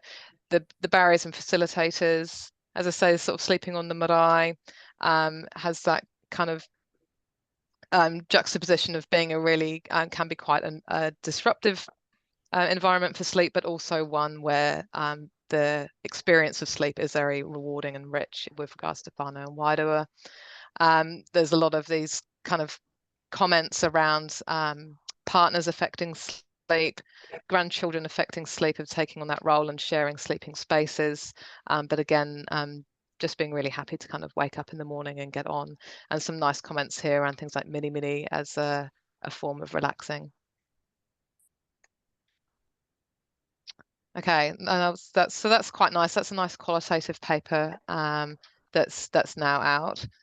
Now changing up again, when we looked at inter-eye data, and this is a bit of an adjunct study really, because I had some inter-eye data that we've been looking at in other projects, and then you know, started to get to know Ulrich and Hamish and Rebecca, and so it was really exciting to work with Rebecca, where we wanted to look at, well, I was interested in how sleep changed, but we looked at all these other items that were kind of representing AWESSoM. We wanted to see what they looked like in the home care assessment, in the last home care assessment versus their first kind of proper long-term care facility assessment. So we looked at about 40,000 assessments, people, so it was across a 6-year period.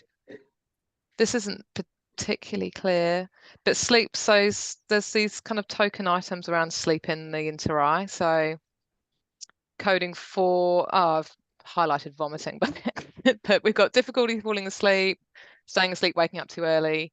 So that's one, you know, so difficulty sleep, too much sleep, and then there's an item on fatigue as well. So in the home care assessments, we can see there's about a third who are defined as having difficulty sleeping, nearly half with fatigue, and 11% who are defined as having too much sleep.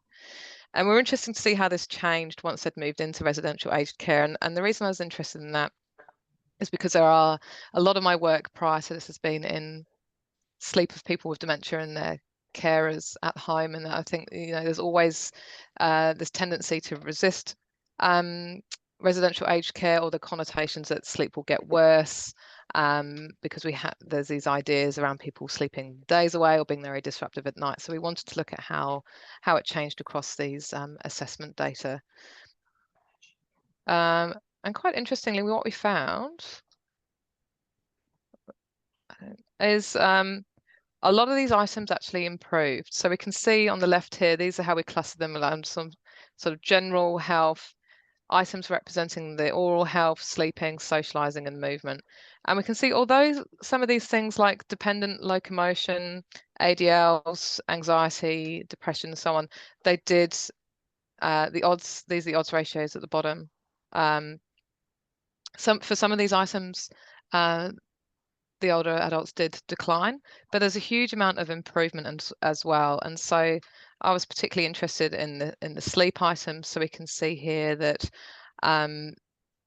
that they actually improved on movement into residential aged care, alongside things like balance and falling, social connection, and lots of these oral health items. So things like fatigue, for example, was 2.7%, 2.7 times more likely to be defined as fatigued when they were living at home compared to in the residential aged care.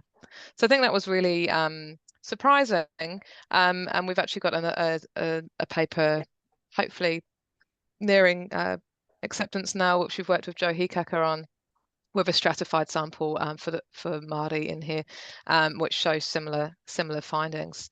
And I think that's, so that helps, I think, for us to better understand maybe how sleep changes across these contexts, but also maybe offer some solace to families who are considering residential aged care for all of these factors, that not everything necessarily declines on movement in there. It may also be, unfortunately, or, you know, as well, you know, as I've talked about, you know, the perceptions of what sleep is and what we expect of sleep. And so although these are standardized assessments, again, it's still quite subjective in defining, you know, whether someone has a sleep problem or they are too sleepy. Perhaps what we think of as normal in the home versus in aged care is different again. And so that leaves me on to give a bit of an overview around sleeping caregiving. As I said, there's a lot of work we've done in this area already. we know that it's a really unique situation when someone requires support on the round-the-clock basis, and that does have physical and mental tolls on paid as well as unpaid carers. So a lot of my previous work has been on unpaid dementia care, and we've looked at young carers in Australia as well. But in this project, we're focused on the situation in residential aged care settings. And I know Moira is going to talk a little bit more about those contexts. My study here is a Look at that lovely qualitative cup, one. It's such a nice cup. I like your cup. I still use that. I've still got that, which is quite unusual for me to keep a cup for 5 years. So, so what we want to do is look at how sleep problems, how they're encountered across the context of care homes. We have not looked at sleep in care homes yet in New Zealand, so this is pioneering in the way. It's informed by Lucy Webster's work in the UK, where she's looked at sleep and dementia in London-based care homes, and so she's an advisor on the project. It was quite interesting because Avida does have this framework for resting well. They were really keen to sort of share, their knowledge and what they've been doing around sleep. But it does also help us to define, what we can do next. So work on this is ongoing. We've got a honours student, Gemma, who's working refining the thematic analysis at the moment.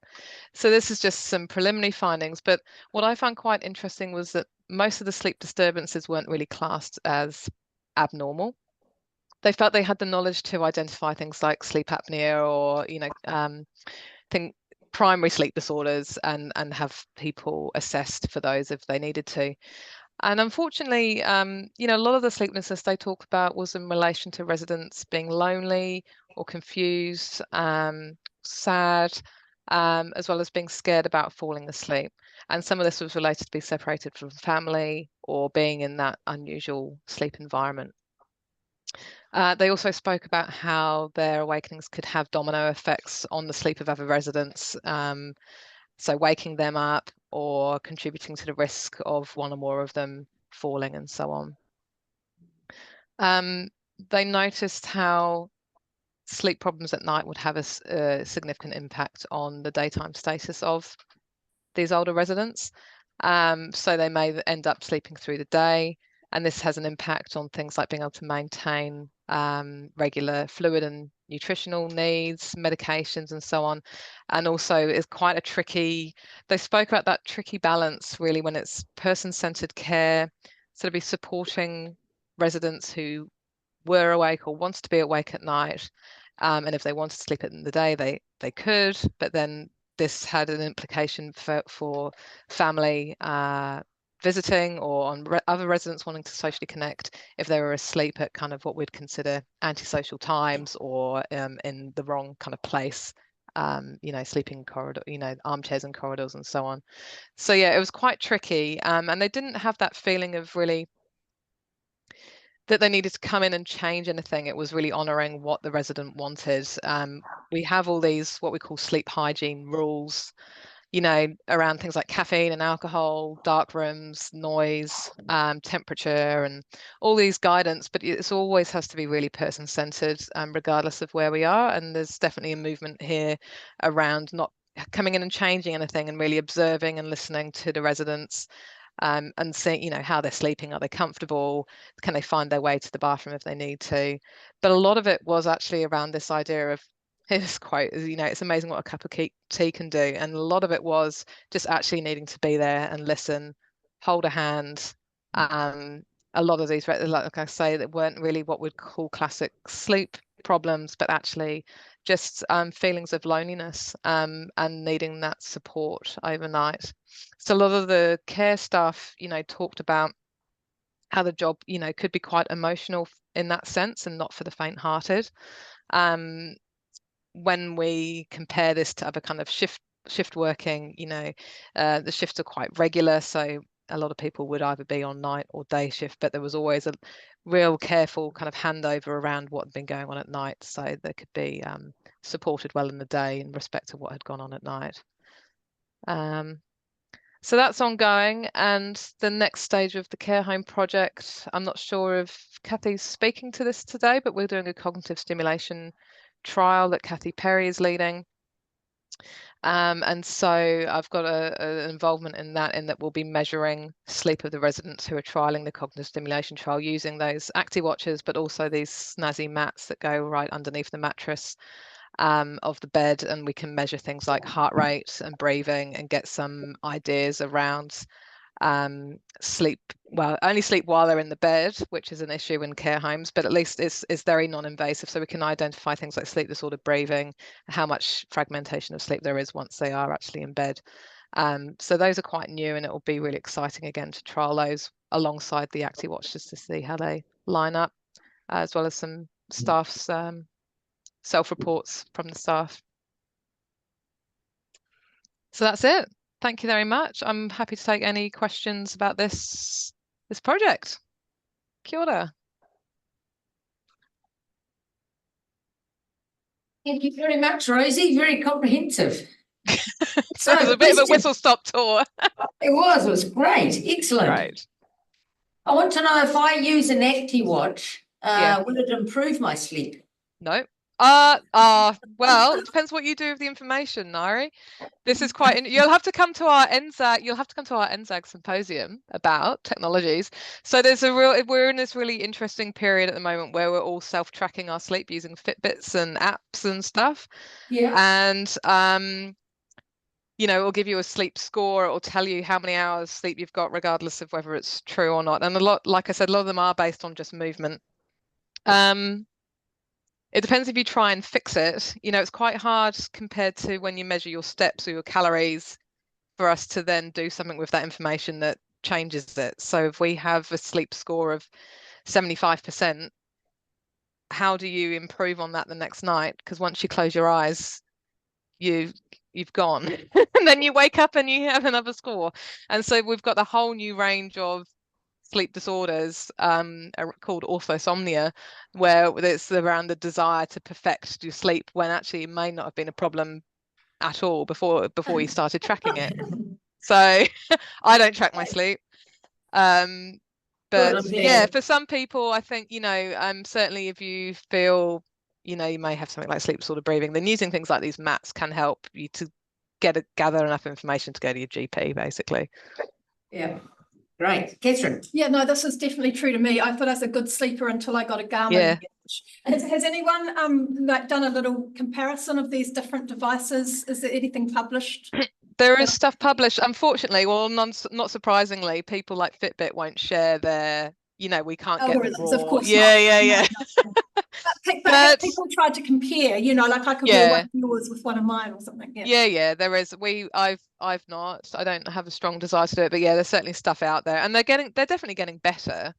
And the ActiWatches we use, they've been validated against our gold standard, which is polysomnography, measuring EEG and so on. But they're not very pretty, and they're really expensive, and the batteries are a pain. So I think increasingly people are starting to use commercial devices instead, because none of them are really that reliable. Because like I say, if you're an insomniac, there's no point measuring sleep using movement, or if people lie very still watching television, it will score them as a sleep. So we tend to use them in conjunction with a sleep diary.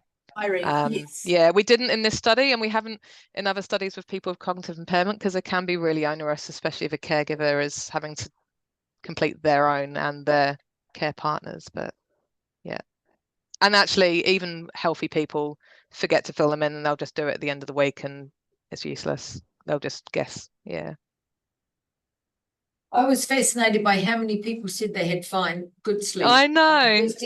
Well, yeah, and I don't know why I was surprised, because whenever we do interviews, with older adults, we'll start by sort of asking, how did you sleep last night? And oh, fine, very well, and then proceed to have a sort of 45-minute interview around all the random bits and pieces that go on with sleep. And so it's how you feel. I think that's why it's really important to honor those other factors around sleep health. How do you feel in the day? And a lot of people say, as long as I can do this and that during the day, then I'm fine. I feel like I've slept well. So I think we need to be careful when we only use things like sleep duration to define someone as having a sleep problem.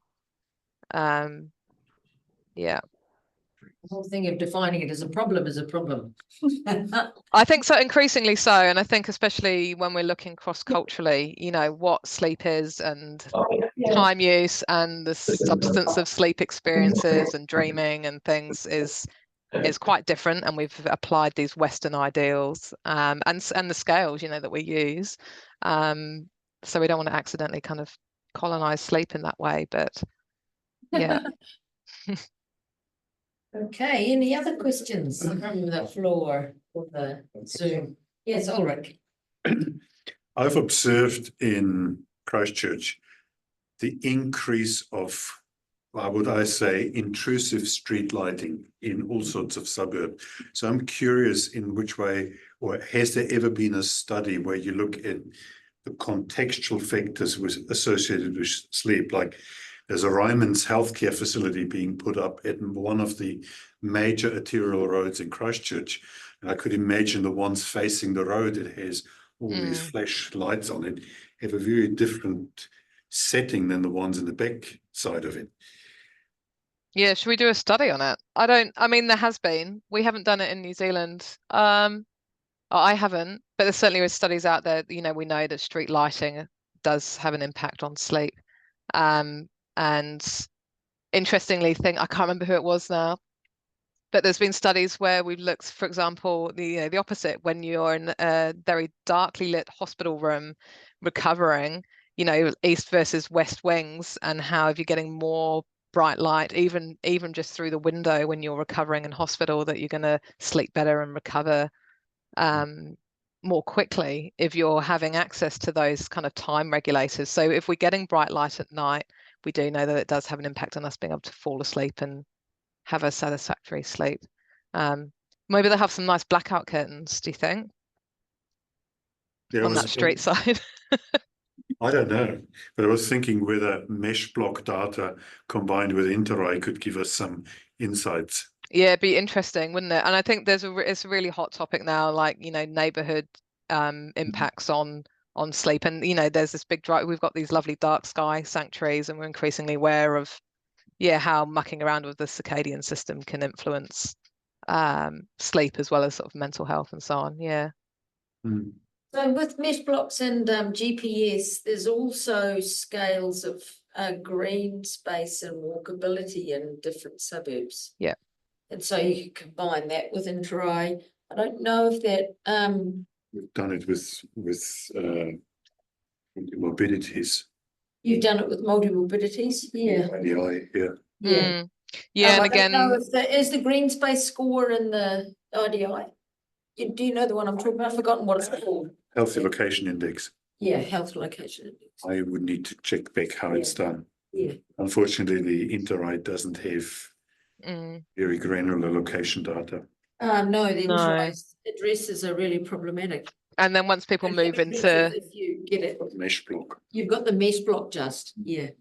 if Yeah. people move into care homes as well, it's affected. But certainly, again, we know that, you know, sleep as well as mental health obviously is superior and great when we've got access to those green and blue spaces. And I think, again, what's quite interesting, what we find is if people's sleep does shift, and what we tend to see, particularly as people advance in things like dementia, is if people's circadian system declines and they're awake a lot of the night and sleep a lot during the day, they're doing things like going out and walking the dog at 4 or 5 in the morning and missing those opportunities for things like social connection with the neighborhood, the street, you know, the children going to school, other dog walkers and so on. So it's kind of contributes to those other factors around healthy aging, unfortunately. Right, well, that's very good. Thank you very much, Rosie. And while No we're worries. changing the slides, I want everybody in this room and everybody on Zoom to get up, please. Turn around a few times, have a stretch. We've left the best till last. Yeah. Murray, I'll do one too. Yes, so it's been very good so far, wonderful. We're having a combined presentation with Murray Thompson and Moira Smith. Oh, don't leave. It's just going, okay, so we're gonna have a 3 or 4 minute break until the people go and find food and have a toilet break. So, you have it on here? Oh, sorry, it didn't work. I wanted to. I'm very wanting. Yes. Thank you. Yes. I You're might right. say too that Yes, that's we're okay. still in. Thank you. No, I'm good, thank you. Just give it a few minutes for people to get back in the room.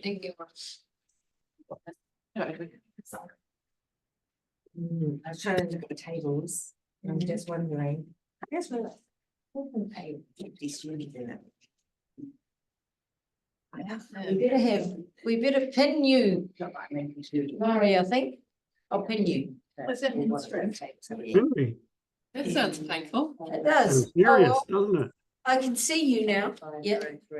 And had I better pin Ari too, because how will they see you? Like this, yeah. You're pinning me, are you saying I'm a prick? Yeah, they do. Yeah, I was trying to figure I out don't know. what to do. Like, it's almost two tables. Put it back there. Everyone, they must have been seeing. Yes. You and Oh, yeah. Okay, so Murray, can you still see me? At the moment. I can see the slide, but nothing else. Nothing else, okay. Every day, so. Right, Not that I need to see anything else. Yeah, Really? this is where. Yes, yes. Seven. Pin him too. You can pin two people. Yeah, place pin, add I mean, pin. lots of the. Yeah, we go like that. Seven, Oh. eight. No, it's maybe. This is You know what I mean? I was just trying to work out how it could be. But We need it could those Uber somehow. move pin. We need a young person. We need a young How many person. rooms to be? Oops. I've gone in and it's all tied away. This one, that's I the. want to say to It's everybody. Everybody. I'm gonna leave it out. Yeah. Leave it set. Which is one. We can move And then that's none. Because. Why have we not got two? There's two. We've got all the rest as well. Yes, because that is a clinical placement area. Yeah. What should we do? I've got to check with Wendy. We don't want to hide people who don't come back. Says well. Should we go with that? Is he picking up because he's? Murray, can you say something? Yes, I can. How about that? Ask Wendy about that. You were supposed to pop up. Petra's got COVID, so Wendy's at home. Yeah. Weird. Can you see us? No, I can see the shared presentation. But you can't see the little window in the corner. No, I no, can no. see Moira, Oh. Nari, and you, Murray. No, I can, yeah. And Lynn, if can I- you see yourself? Can you see yourself? as No, well? no, I can't see myself. I can just see see the the two of us. screen. You're brilliant, see? Yeah, but I what can about see the what you see? What screen, about this and then room? I They can all see, this. I I can only need to see see the myself. two of you at the lectern, and I can see Murray. We'll put them Yeah, up I there. had mine on hide thumbnail videos, so it just meant that I could see the entire screen. It's lovely to see all you people on Zoom. Although Sally Keeling, how are you? Hey, Sally. Yeah. They must have gone, yeah. Oh, there she is. Oh, she's there, and Rookie here. And Susan Jordan from the Sea Create Age Centre, and Claire Butter as well. All good. I knew Sally when I was. Oh, gosh, yesterday. I'm sure Sally feels like that too. It was not yesterday. Definitely wasn't even this century. We should do it closing. Sorry, it's our last minute.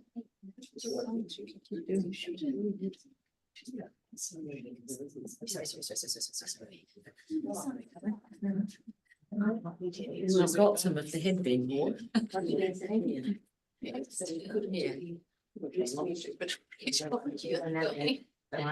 I just figured that I'm there for that I'm in for that day anyway. It's sort of like, let's get it done. They made a selection. No. Get rid of some of their be Don't wanna know, not a. disinhibited and they'll be happy to see each other. I'm gonna put my head out the door. One of these watches, no, No, yeah, no. this one, yeah. No, I kind of refuse. That's, I was just watching that now. I had a watch on at the beginning of the program. We haven't got one on now. Yeah, go. It's a really interesting toy. You know, the sleep tool is quite interesting, like. Oh, right. It has a I lot of spent toys on it, doesn't it? ages looking, you know, the sleep was the one that was most interesting for me, you know, like looking at when you're doing REM in the night and, you know, apparently. Okay, we're Good bad. How's it measuring your 5 minutes REM late, we're though? bad. It's good, isn't it? Haven't run early the whole time. So I'll hand over to Moira Smith and Murray Thompson, the dynamic duo. Diplomatic for the people.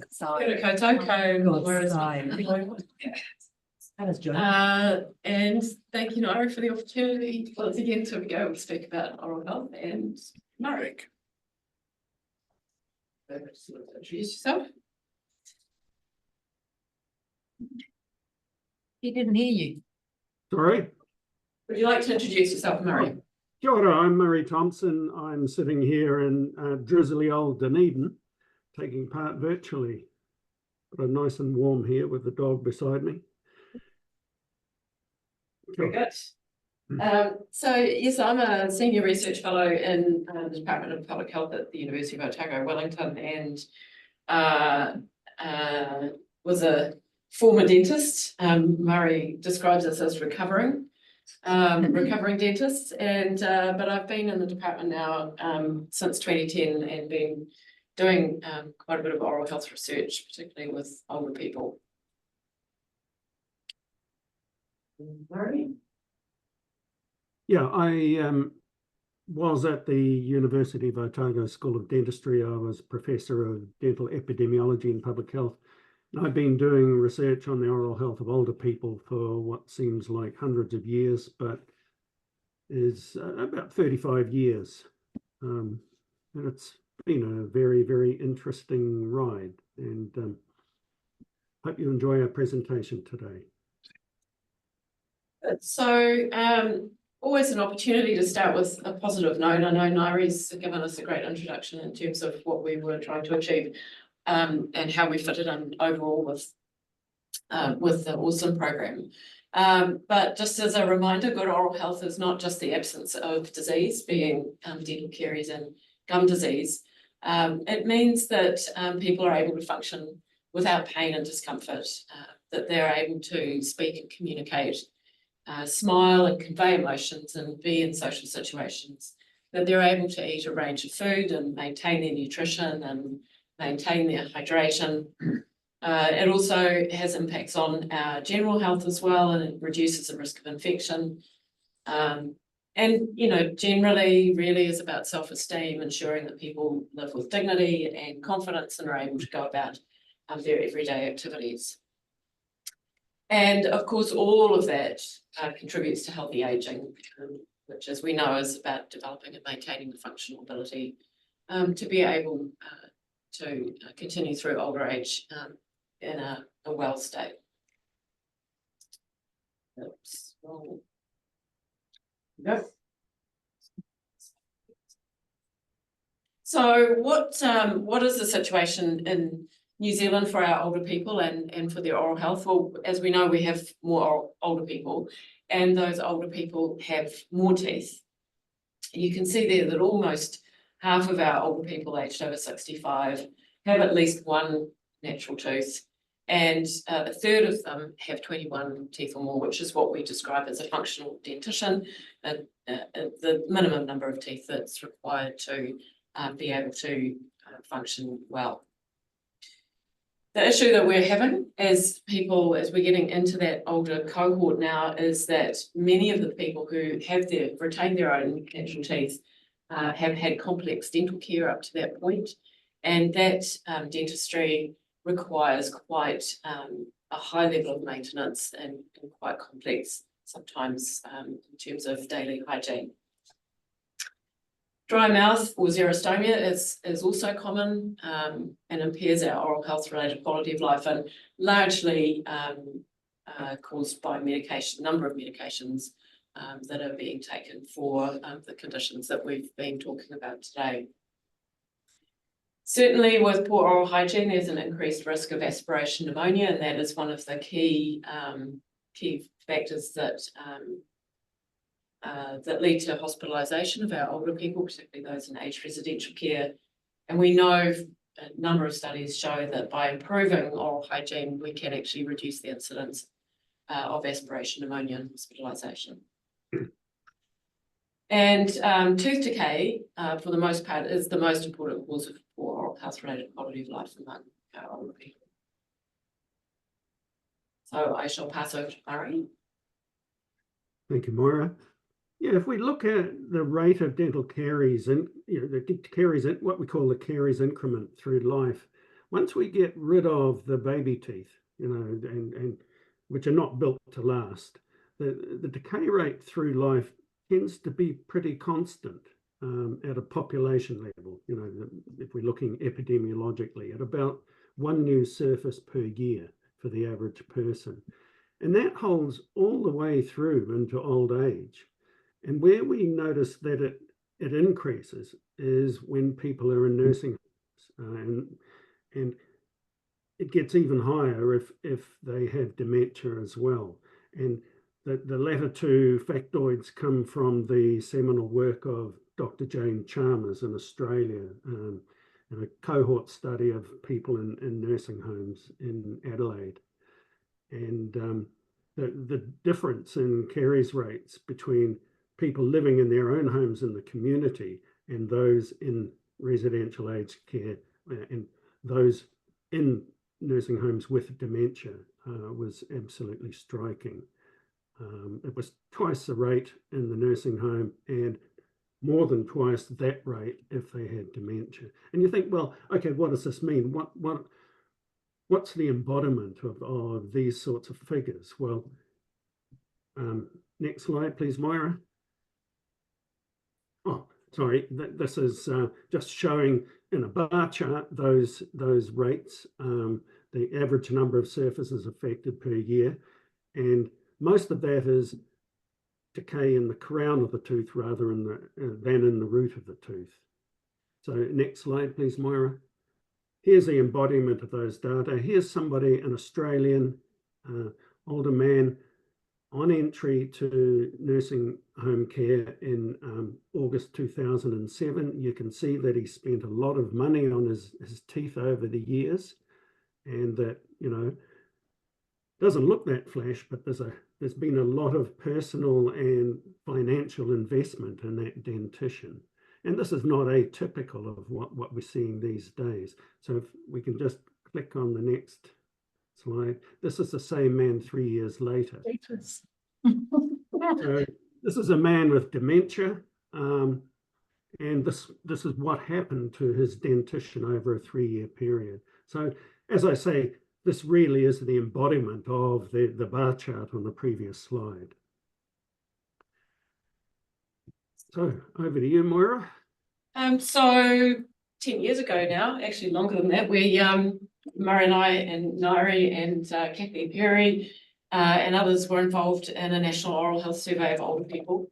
And I won't go into the details of it here, but this was the summary that you can see, that overall high rates of oral disease and unmet need among this community, and that people, and these were people in aged residential care as well as those receiving home care support for their health care, do not routinely engage in oral health practices and don't tend to go to dentists and other oral health providers, and that there are substantial disparities by ethnicity, socioeconomic status, location, and also dependency related. And as you could see in those previous slides, certainly differences between those people who were living in their own homes as opposed to those living in aged residential care. So that's this really just summarised that survey and gave us yet another reason for being.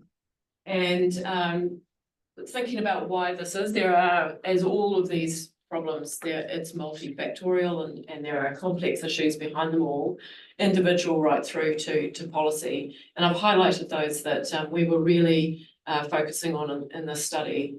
And that is the aged care environment, thinking about the levels of staff knowledge and skills and their training and expertise in being able to assist their residents in oral hygiene. We know that there are literally almost no or very minimal oral health policies and procedures in aged residential care. Currently comes under personal hygiene. It's not actually a specific item in those policies and procedures. And at national level, there's this minimal policy guidance as well.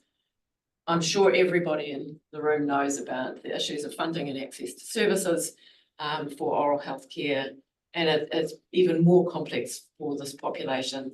And just generally a lack of awareness and prioritisation of oral health right across the board, even from the individual right through to policy.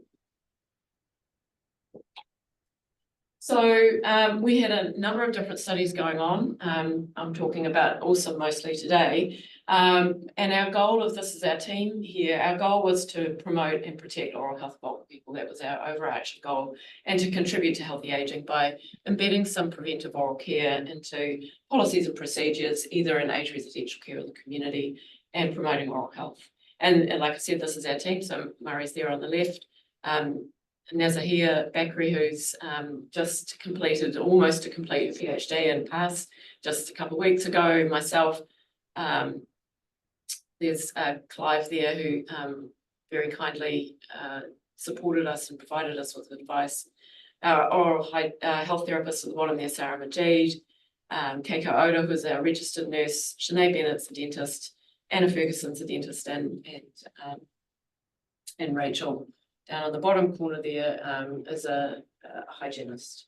So we collectively were working on these different projects, and basically feasibility studies really to just see how we could improve the oral health and oral hygiene of our older people.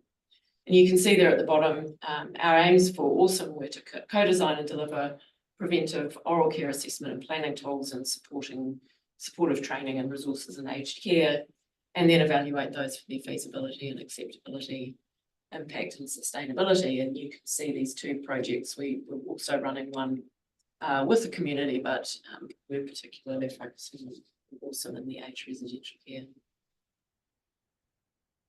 So what did we do? We developed resources actually with the community project and then used those in AWESSoM. We delivered some group training to the care staff. We also did one-on-one training. So we had oral health therapist-led assessments, but they also visited weekly for about 6 months to each of our 2 care homes, and also provided one-on-one training with the care staff and residents as they needed it. We also were working with a couple of the nurses to do some nurse-led assessments and try and get oral care and assessments in the nursing and care planning in aged residential care. And Nazza was particularly interested in looking at oral health promotion in the workplace. And so she worked with our oral health therapists to also do assessments for the staff on site as part of a health promotion exercise in the workplace. And here you can see Rachel on the right here. Rachel's doing an assessment for one of our lovely residents. Often requires being in the room, crawling into bed with people and doing assessments however we possibly can. We worked with 78 residents overall between the 2 different care homes, and we did assessments over 2 time points. And you can see there's a number of measures that we were looking at in that assessment, but we were particularly interested in the levels of plaque and calculus, which indicates oral hygiene levels, and also oral and denture cleanliness indices as well, just looking at oral cleanliness and the ability to be able to clean the mouth out of food debris. And as I said, we also provided one-on-one advice with the carer and the resident. I'll pass over to you now, Murray. Thank you, Moira. Apologies for the screen grab from the tables in our draft paper, but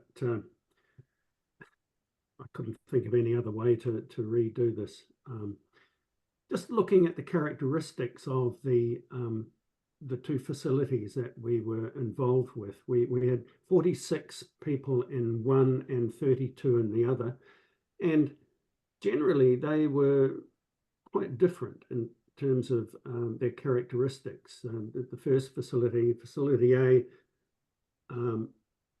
80% female, only 2/3 in the other facility. There were no dementia dementia residents, if you like, in the second facility, but 40-odd% of those in the first facility with dementia beds, and differences in the age distribution there across those three categories as well.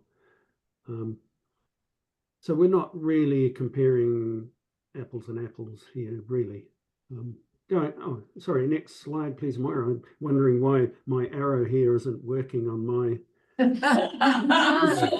Wishful thinking is not enough to do it. No. So in the analyses, we've got the quantitative data that we're talking about now, computed the clinical summary variables and descriptive statistics and the usual crosstabs and things to compare groups. And then we computed the change in status from baseline to follow-up. And then the first thing we did was an attrition analysis to determine the extent of any bias from loss to follow-up. Then in the longitudinal analyses, we compared proportions or depending on the variable, whether it was continuous or categorical, we looked at the change in variables.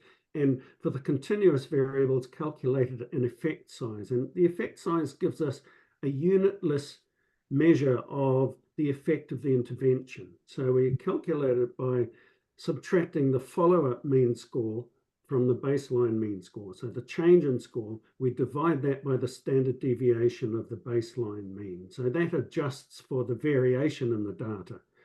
And the classic categories, the extent of the effect sizes is presented here.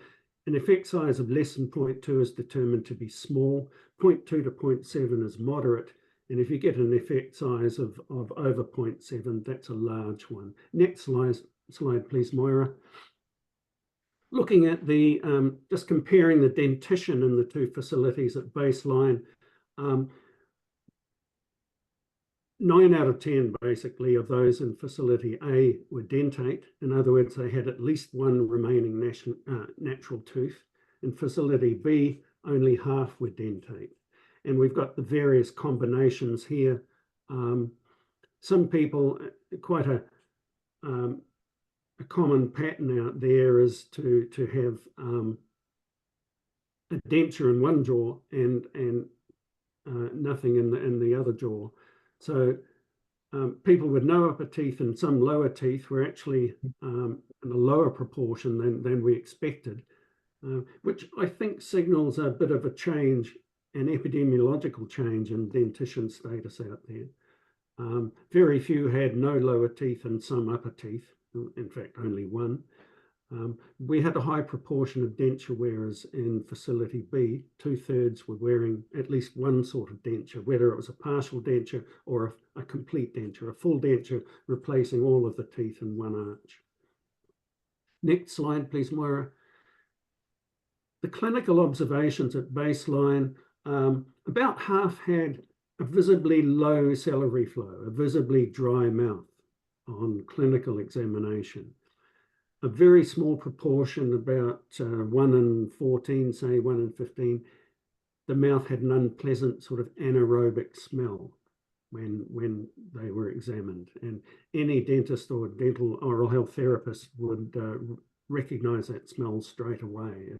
It really is an anaerobic smell, and it signals that you've got a biofilm in there that has been in there a long time and is very much matured so that it has quite a marked anaerobic component. Untreated tooth decay apparent, that was visible in almost half of the participants. It was higher among the males than in the females, surprise, surprise.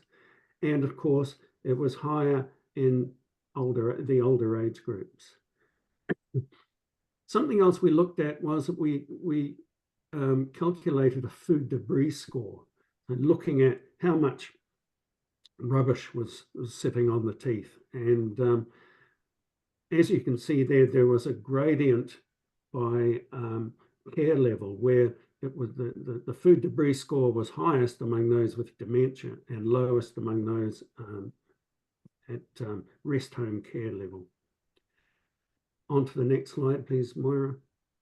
Looking at the attrition analysis, we lost 10 of our 78 participants, so 12.8%, or 1 in 8.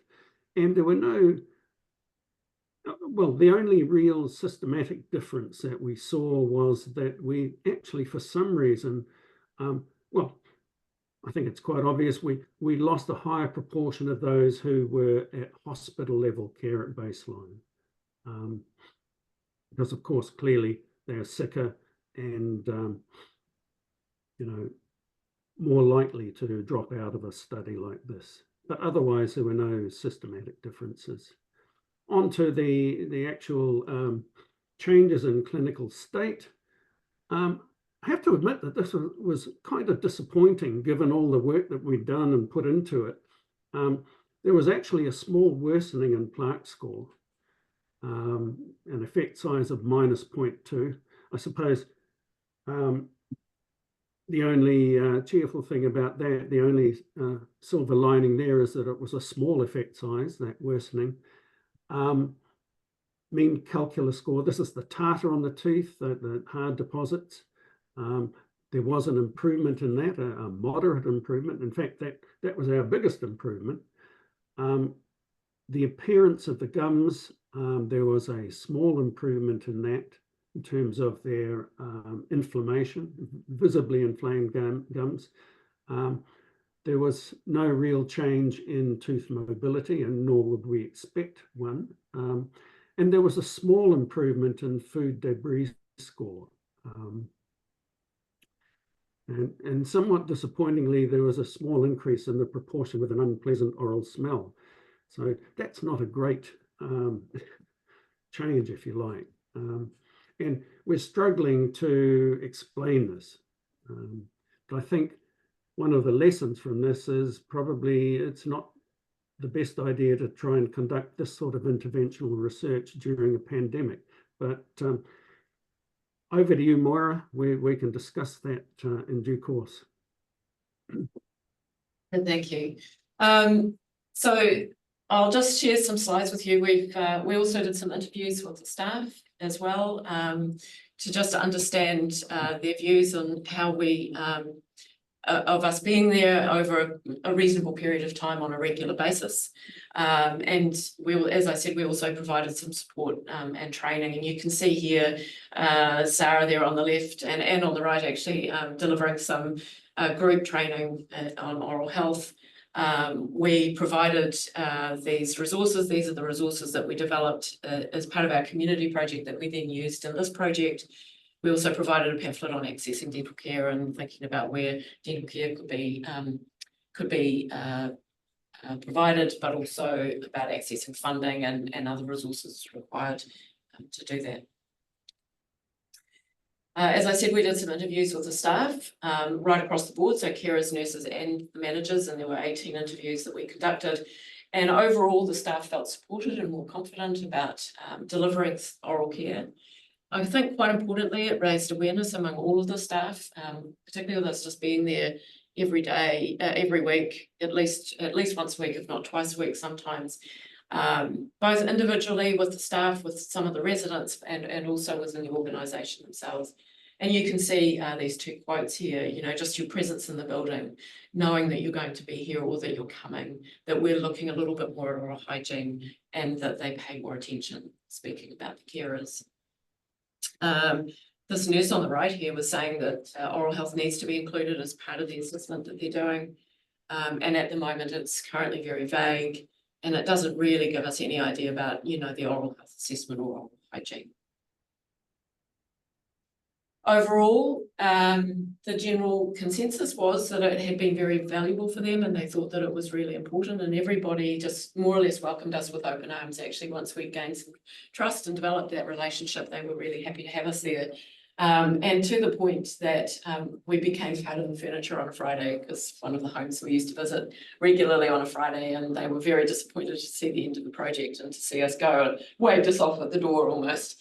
But I have been back on occasions and spoken with some of the staff again, and things are still progressing a little bit with some of them. So, you know, I think over that short period of time, we did actually have some impact. And even though our clinical findings were not particularly how we would have liked them, we certainly raised awareness of oral health, and I think that it is equally as important at this point.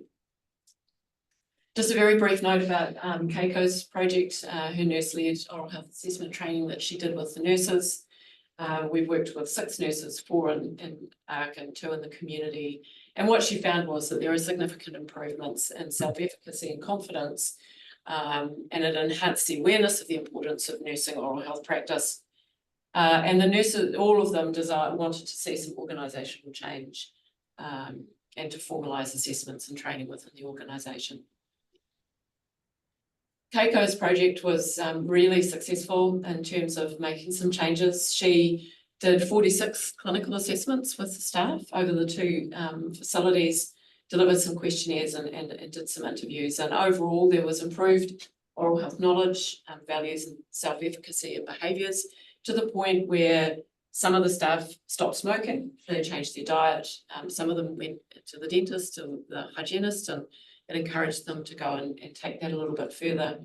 And there were also benefits for their dependents, for their children and their whānau at home, as well as the organisation. And the theory was that by providing that health promotion activity in that setting at work, also then had a knock-on effect to the care that they were providing for their residents. One of the things that we were really interested in knowing was the feasibility of incorporating oral health therapists into this work. Up to this point, traditionally, oral health therapists tend to be kept within the community oral health service treating children, and don't tend to do this kind of work. I know both our therapists were thrilled to be able to do it, and it provided them with another outlet to be able to help people. And they really are an ideal workforce for this work. They're enthusiastic and very willing to do this, and they absolutely have the skills and expertise and understand their scope of practice and able to refer when necessary. They're great oral health champions, and they were definitely able to support the staff and the residents. They can identify issues and facilitate referrals, and there is the potential for them, if the facilities allow, to provide a hygiene and preventive treatments as well. So that was one of the things that we were really interested in investigating in this project. This is a similar picture to the one that Murray showed you, and this was one of the residents that Rachel saw to do an assessment on. And you can see there's a lot of plaque building up here, food debris, bits and pieces, gums not looking very healthy, quite red here. And as a hygienist, actually, she had a bit of an itch that she needed to scratch. And so after she'd finished work that day in the surge, she just went and grabbed a toothbrush and spent half an hour cleaning this man's teeth. And you can see, particularly here on the lower, you can see from my perspective, with my dentist eyes on, I can see that it's not perfect by any stretch of the imagination, but you can see how clean that is and how much better it is. The food's gone, the plaque's gone. Same from up here. And she went back a couple of times to just monitor that to see how things were. If this could be done on a much more regular basis, toothbrushing is a skill for us all, and brushing other people's teeth is even more difficult. And then you add in dementia and other conditions, it just becomes almost impossible. And I think it's an impossible task actually for a lot of carers to do this, aside from the fact that they don't want to delve into the mouth. So there is great potential there, I think, for oral health therapists to do this sort of work. We've had a number of impacts after our research, and one is with our community provider, even though we're not really talking about that today, but We have been working with them just until the last month, developing resources that are now going into their induction material, into the skills framework for their support workers and nurses, and also our oral health care assessment and planning tool that Keiko worked on to develop. And as our training person at the provider said, it raises awareness of the importance of having conversations about oral health and encouraging support workers to have those conversations. It's a way of introducing oral health into their work. What we found was that retrospectively, training is really challenging. We all know that changing our practice can be quite challenging. And we have been doing some work and doing some undergraduate medical and nursing training. And some of you in the room, I think, have been involved in that as well. So Keiko has been doing that, and Lynn McBain and I have been working with medical students at Otago, and it is now actually a terms requirement for them to complete that module. When we think about, I want to think about the bigger picture and policy and what can we do if we can look elsewhere. And in Australia, the Royal Commission into Aged Care Quality and Safety in their final report identified oral health as a key issue. And you can see what their requirements are here. But interestingly, oral health is also included as other parts of comprehensive care. It's part of their activity of daily living. It's written in the clinical safety in terms of swallowing. End-of-life care is something that's been asked about a number of times for us as well. And it's also obviously part of the nutrition. So they've incorporated it right through that document. In Canada, the Canadian Dental Care Plan has been activated. There are issues with this in terms of workforce, but there is a lot of money available now for older people to be able to get oral health care and oral health treatment, and it will be interesting to watch to see how that progresses. We have some limitations, as Murray hinted at, and Murray, do you want to talk to these first ones? Yeah, okay. Yeah, I did mention the pandemic. It was a pain. As we all know, it was a pain for all of us. We can't use it as an excuse, but, well, yes, we can. It was a reality. I think, yeah, it was intrusive and complicated things, and it just protracted the entire research process, the data collection process, and we'd have false alarms and we'd be able to go into one of the homes and then there'd be an outbreak and we couldn't, etc., etc. Our samples, we've basically used two large convenience samples. So we've got two large homes in one in Wellington and one in a town nearby, and of course we have a pre-post design as well. So we've not done ideally for this sort of thing you should do either a randomized controlled trial or possibly more pragmatically a step wedge design, but we didn't have enough homes involved. We didn't have enough people in the study. It essentially was, for all intents and purposes, a glorified pilot study, if you like. And it enabled us to very quickly work out what worked and what didn't. And I think we've certainly learned a lot of lessons about what we would do next time if we had lots and lots of funding and lots of time and lots of buy-in from the sector. Strengths, yeah, it's the first such study in our country. We did see some improvements, some small improvements, which was reassuring. We would have liked to see some big effect sizes. And as Moira has pointed out, there was an impact on the staff, and we like to think that there was an impact on the residents as well. A bit harder to determine, of course. I'll tag you, Moira. Thank you. I think also what the findings perhaps tell us is that there is value in having an oral health professional on site. And that we shouldn't, I don't think it's fair to expect care workers to be able to do this work. So I think that's perhaps reflected in those. We know from other countries that this does work, but if we were able to provide treatment for people, I think we would see definitely a change. And you could see that on that image with that Rachel did there with that resident and his oral health.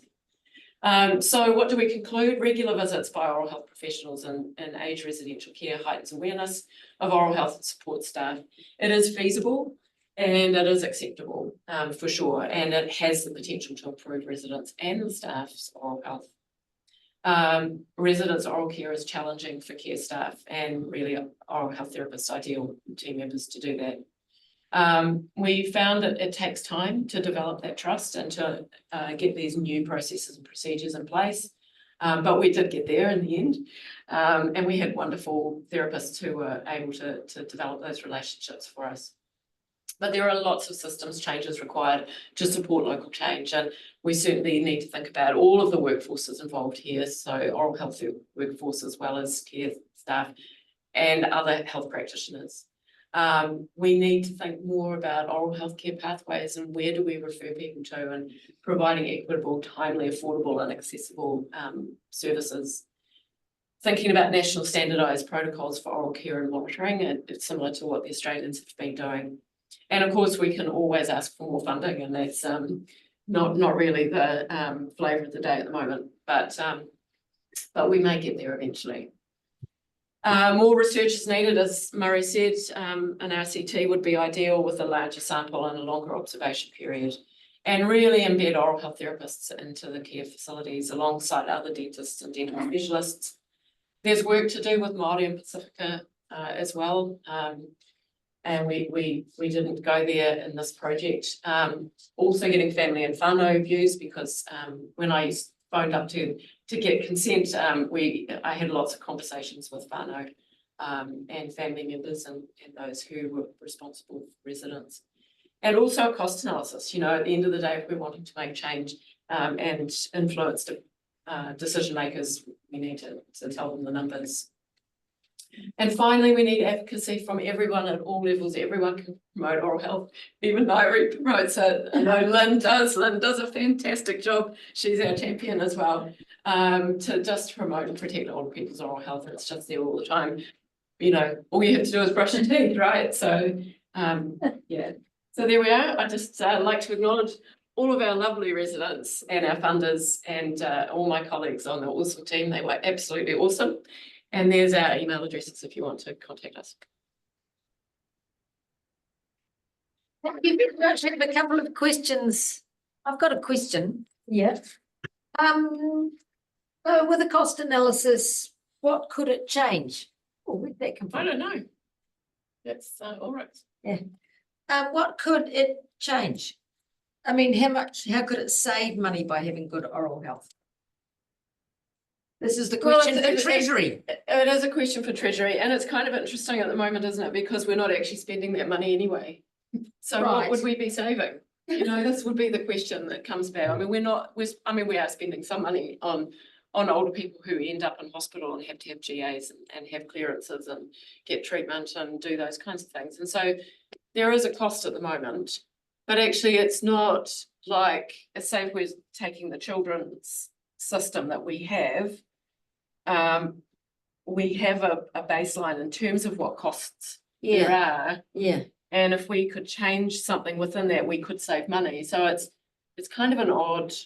I think you'd have to try to work out what oral health related quality of life was and see whether you could prove that would be improved by a hygienist, and then work out how much you'd be prepared to pay for it. Yeah, that's right. And how much it influences nutrition as well, because you know, poor nutrition is a big factor and and a big topic at the moment in terms of sarcopenia and falls and bone loss. And I think aspiration pneumonia is another avenue to look at in terms of costs and hospitalisation. Yeah. As well. I don't know, Murray, do you have an answer for Nairi? Yeah, I was just quickly looking at the abstract from a Declan Dent thesis from a few years ago, where the student was looking at presentations of older people to Waikato Hospital for acute oral conditions, with the hypothesis being that with an increasingly, well, a burgeoning older population, and year by year, there being an increase in the number of people entering old age with at least some teeth, that we would eventually see that there would be an increase in the urgent cases, the intractable, really, really tricky oral surgical cases presenting at Waikato Hospital. And there was a hint of that. There were some with swollen faces, odontogenic infections, etc.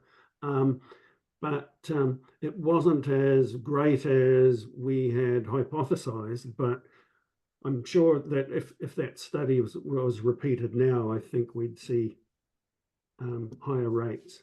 And of course, Well, I think that, but we do have a baseline with the oral health survey for a residential care and community. So you have that baseline. I mean, there was pain and suffering that was untreated there. Yeah, and also oral health related, a quality of life too. Yeah. There's a moral cost here that we need to factor in. And it's a really difficult one, I know. And there's also human right cost, it's the right of everybody to have a healthy mouth. So that's right. Yeah. it could be argued that moral considerations and human rights are not perhaps top of the agenda right now. So, Not really. Oh, Murray, what makes you say that? oh, just the odd hint. We're being recorded, remember? Okay. Thank you. Well, say thank you very much. Thank you for everything. Thank you, Mary. Thank you for the opportunity. Okay, so it just leaves me time. Oh, it's got my closing karakia, and it leaves me time to thank everybody who's been involved in the AWESSoM program. So that was a very once over lightly highlighting about half of the programs, and there'll be lots more information coming through. So we haven't kind of got a hashtag AWESSoM or anything like that. Is that you, Murray, putting up the sticky notes? No, not me. Is that you, Lynn? I think Lynn's having a bit of fun. Yes, I was just having a play because I've never seen that before. I'll turn it off. We had one where we were supposed to be using it for sticky notes, and all we could see were these scratches across there where people were doing exactly that, just trying it out. Yeah, no, I've never seen that before on the bottom of the Zoom, because I was playing around the not that I want to, because I would just shout out, but I don't see a hand raise thing on this new Zoom interface. Oh. So I was playing around with It what must are be all these different somewhere. buttons on the bottom. So never mind, carry on with your karakia. I just wanted to, is there any last comments from anybody in the audience, in the room or outside, that they want to make? We would love to do the whole process over and over again. Without a pandemic. Without a pandemic. Oh, yeah, it'd be without awesome losing to. some funding. Yeah. No, it was great. Thank you very much, Nari, for your leadership in it all. It's been Yes. great. Yes, indeed. Yeah. Well, I actually didn't do very much. I just invited you all. And then I ironed out the inside university problems, and there were several of those, and they're still ongoing. Yeah, yeah. But I want to thank you all for your engagement and for the wonderful research that we did. It's been really fun. I'd do it again tomorrow if we could. It went really fast. It went really fast for our 5 years. Yeah, and bang, we're already, I think this is right at the end of the very end of the 5 years. So the end of this month is the end of 60 months. I know. Yeah, I think it is. Because we extended right to the end. We were supposed to be finished at December. Yeah, that's right. Yeah. Okay, I'll just close this with a simple karakia, and hope we all have lovely travel home again, and that we see each other again soon. So kia whakaria, te tapu, kia wātia, atiara, kia turuki, whakataha ai, kia turuki, whakataha ahai, umiei, taiki. Restrictions are moved aside so the pathway is clear to return to everyday activities. back in the traffic, you Aucklanders. We're in the fog. And thank you very much for everyone online for joining us. It's been a great afternoon. Thank you very much. Thanks, Nari. Thank you. How many people you got there in Auckland? We had about 15. We might Oh, have nice. dozen. Yeah. Never really imagined from the other side of the computer. Oh, Well, good. it's but the recording will be available on the NZAG website, so I think we'll write something pointing to it, which would be very good. That would be good. Yeah, okay, great. Cool. All right. Okay. See you all soon. We can explain. Okay, bye. Bye. Hi, thank you.